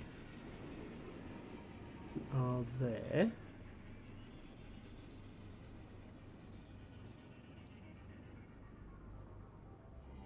Oh, no, hang on, I've done this wrong.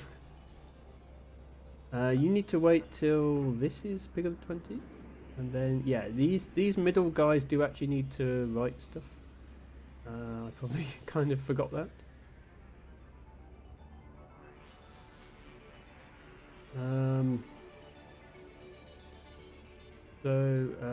Calc.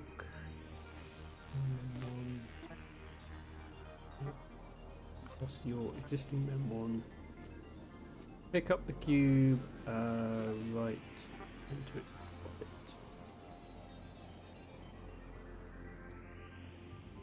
And wait for the average. Yeah, that's what I should be doing. Not sure how I messed that up.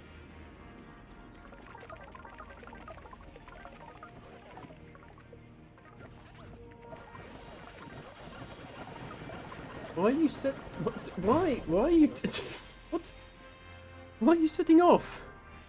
Oh, also,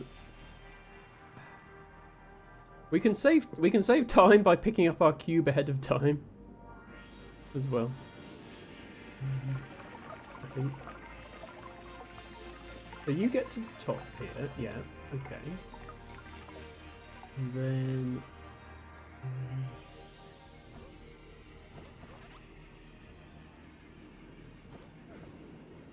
Yeah, everyone's picked their cube up, and they're waiting for the guy to have a big one, which you now do.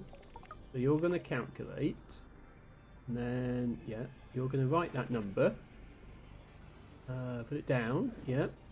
Now you're going to write it. Why are you going back to...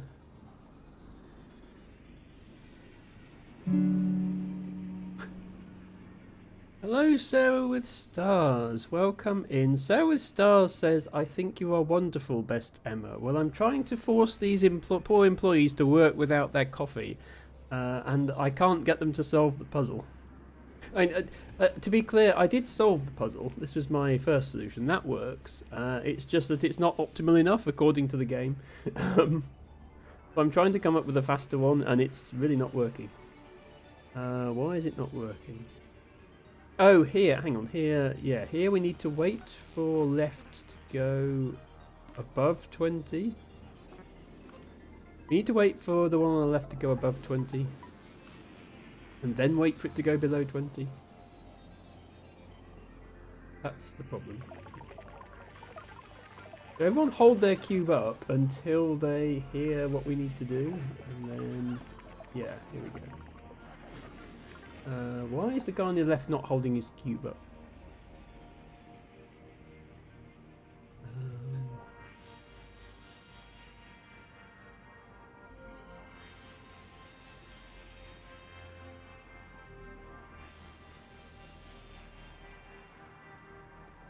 Yeah, you can also pick up your cube ahead of time. Actually, no, because then you have to pick it up here. Okay, that makes sense why you're not picking up your cube ahead of time. Everyone else should pick up their cube ahead of time.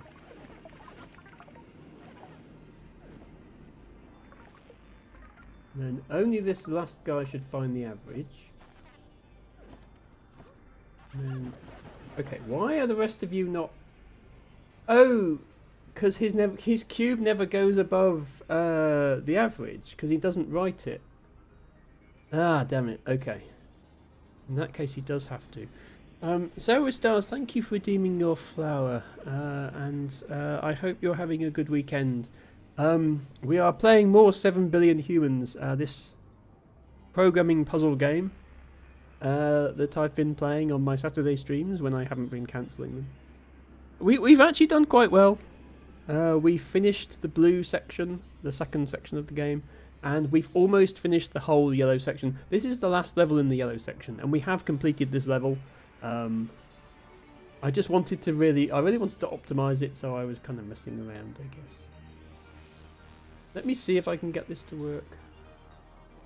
So yeah, this guy does actually have to write out the sum before he writes out the average. Otherwise, the one on the right, because we're not using the tell and listen commands, the one on the right doesn't know that he's done the calculation unless they can see he's done the calculation.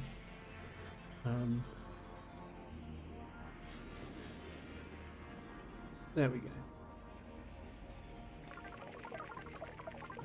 So now he gets to hold up his cube like everyone else. Wait, why is that not working? Oh, it is working. So yeah, you need to actually write the total on your cube so that the person on your right knows that when you write it again, it's the average. There we go. Right, now everyone writes the average. Okay, so it does work. This does work as a solution, at least some of the time. Obviously too many commands.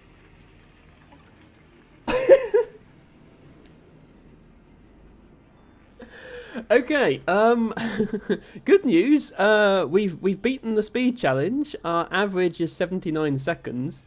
Bad news. The average of our successful runs is 79 seconds. We do fail almost half the time. Fortunately for us, this game is pretty lenient with how it grades your solutions. As long as your solution works at least half the time, it will accept it. And out of the 25 random tests, our solution worked 17 times out of the 25, which is good enough. We pass. Despite all these random not working ones. So we get a little green light for our speed challenge. That does not feel like a good solution to the problem. But I'll take it. Sarah Stars asks, I was going to ask, have you optimized all the blue levels? This game is a bit beyond my puzzling ability. This game, Sarah, is a bit beyond my puzzling ability, and that's worrying since I'm a software developer. In my defense, the software I develop doesn't involve little people scurrying around and occasionally throwing themselves into shredders. And no, I have not. I haven't even optimized all the green levels. For the most part, I haven't been worrying about the optimization challenges unless I think I'm really close. I've just been solving the level and carrying on. Because as you've seen with these last two levels, we would be here all day on just that level if I tried to. So yeah, I haven't optimized the blue or even the green. But I have solved them all. And I think we'll end things there because we're almost at 4 hours. Which means that next stream we will be looking at the first red level, Data Flowers. We don't have many levels left till the end now, but of course they are going to be the hardest levels in the game. We're going to be writing a decimal counter apparently, which is I'm dreading even looking at that level. Sarah says to El Tibago, thank you for being so wonderful earlier. I take it Tibago was hanging out in your stream. Unfortunately, I was a bit busy earlier. Yes, Sarah, I'm sorry you didn't get to see much of this game. But we did. We started on level 35, Intro to Calc for Art Majors. So everything from there up to here we got done today, which is pretty good. Especially given we had a long botany segment. And I did some... These are like tutorial levels, so it's easier to do optimal solution. This one I actually really had to work hard for the optimal solution. This is the one about writing out 100 numbers. And yeah. There's a lot of bodgery going on in here to make this work. Like, for example, these bottom two people just figure out where they are without having to wait for a command from the top. Which you see the bottom two have set off ahead of everyone else in order to make the solution faster. And it's just enough to get below the speed challenge target. And I also had this solution, which this solution is slow. You can see in this solution the bottom two people have to wait for everyone else. But it's much fewer instructions, so it meets the size challenge but not the speed challenge. And the game does say quite often it's not possible to optimize both at the same time. Anyway, yeah, I'm going to leave things there for today. Thank you everybody for watching. Thank you to everybody who redeemed their flowers. Thank you in particular to Best Ophelia, who subscribed for their 16th month. And oh, hello to Jay's 10 Mays, who I can only assume is an Ophelia fan themselves on account of that emote. Welcome in. I don't know if you've been lurking all this time or if you've just joined us. If you've just joined us, I'm afraid we will be raiding out, but do stick around for the raid. And since I haven't done so yet, let me do a quick shout out to our good friend Ophelia6277, who is probably asleep now, but has an amazing Mass Effect playthrough going on, and I'm sure everybody would enjoy that. Altibago says, I don't know what Sarah with Stars is talking about. I was unhinged and strange and not wonderful at all. I mean, you can be a bit unhinged sometimes, Tibago, but I think Sarah is used to that sort of thing in her streams, to be honest. Some of her other regulars are even more unhinged, shall we say. So I don't think that bothers Sarah. Right, I'm going to look for a raid target now. If anyone has suggestions, do let me know. Let me see which of my follows is on. 53 New Wave is on. They're doing Skyrim. Burnaby is on. Joe Adultman is on, doing a 41-hour stream apparently. Rather you than me, Joe. Dragon Girl is on doing eco.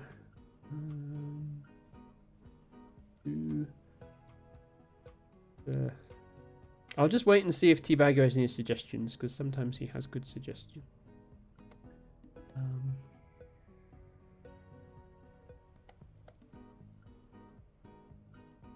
But otherwise,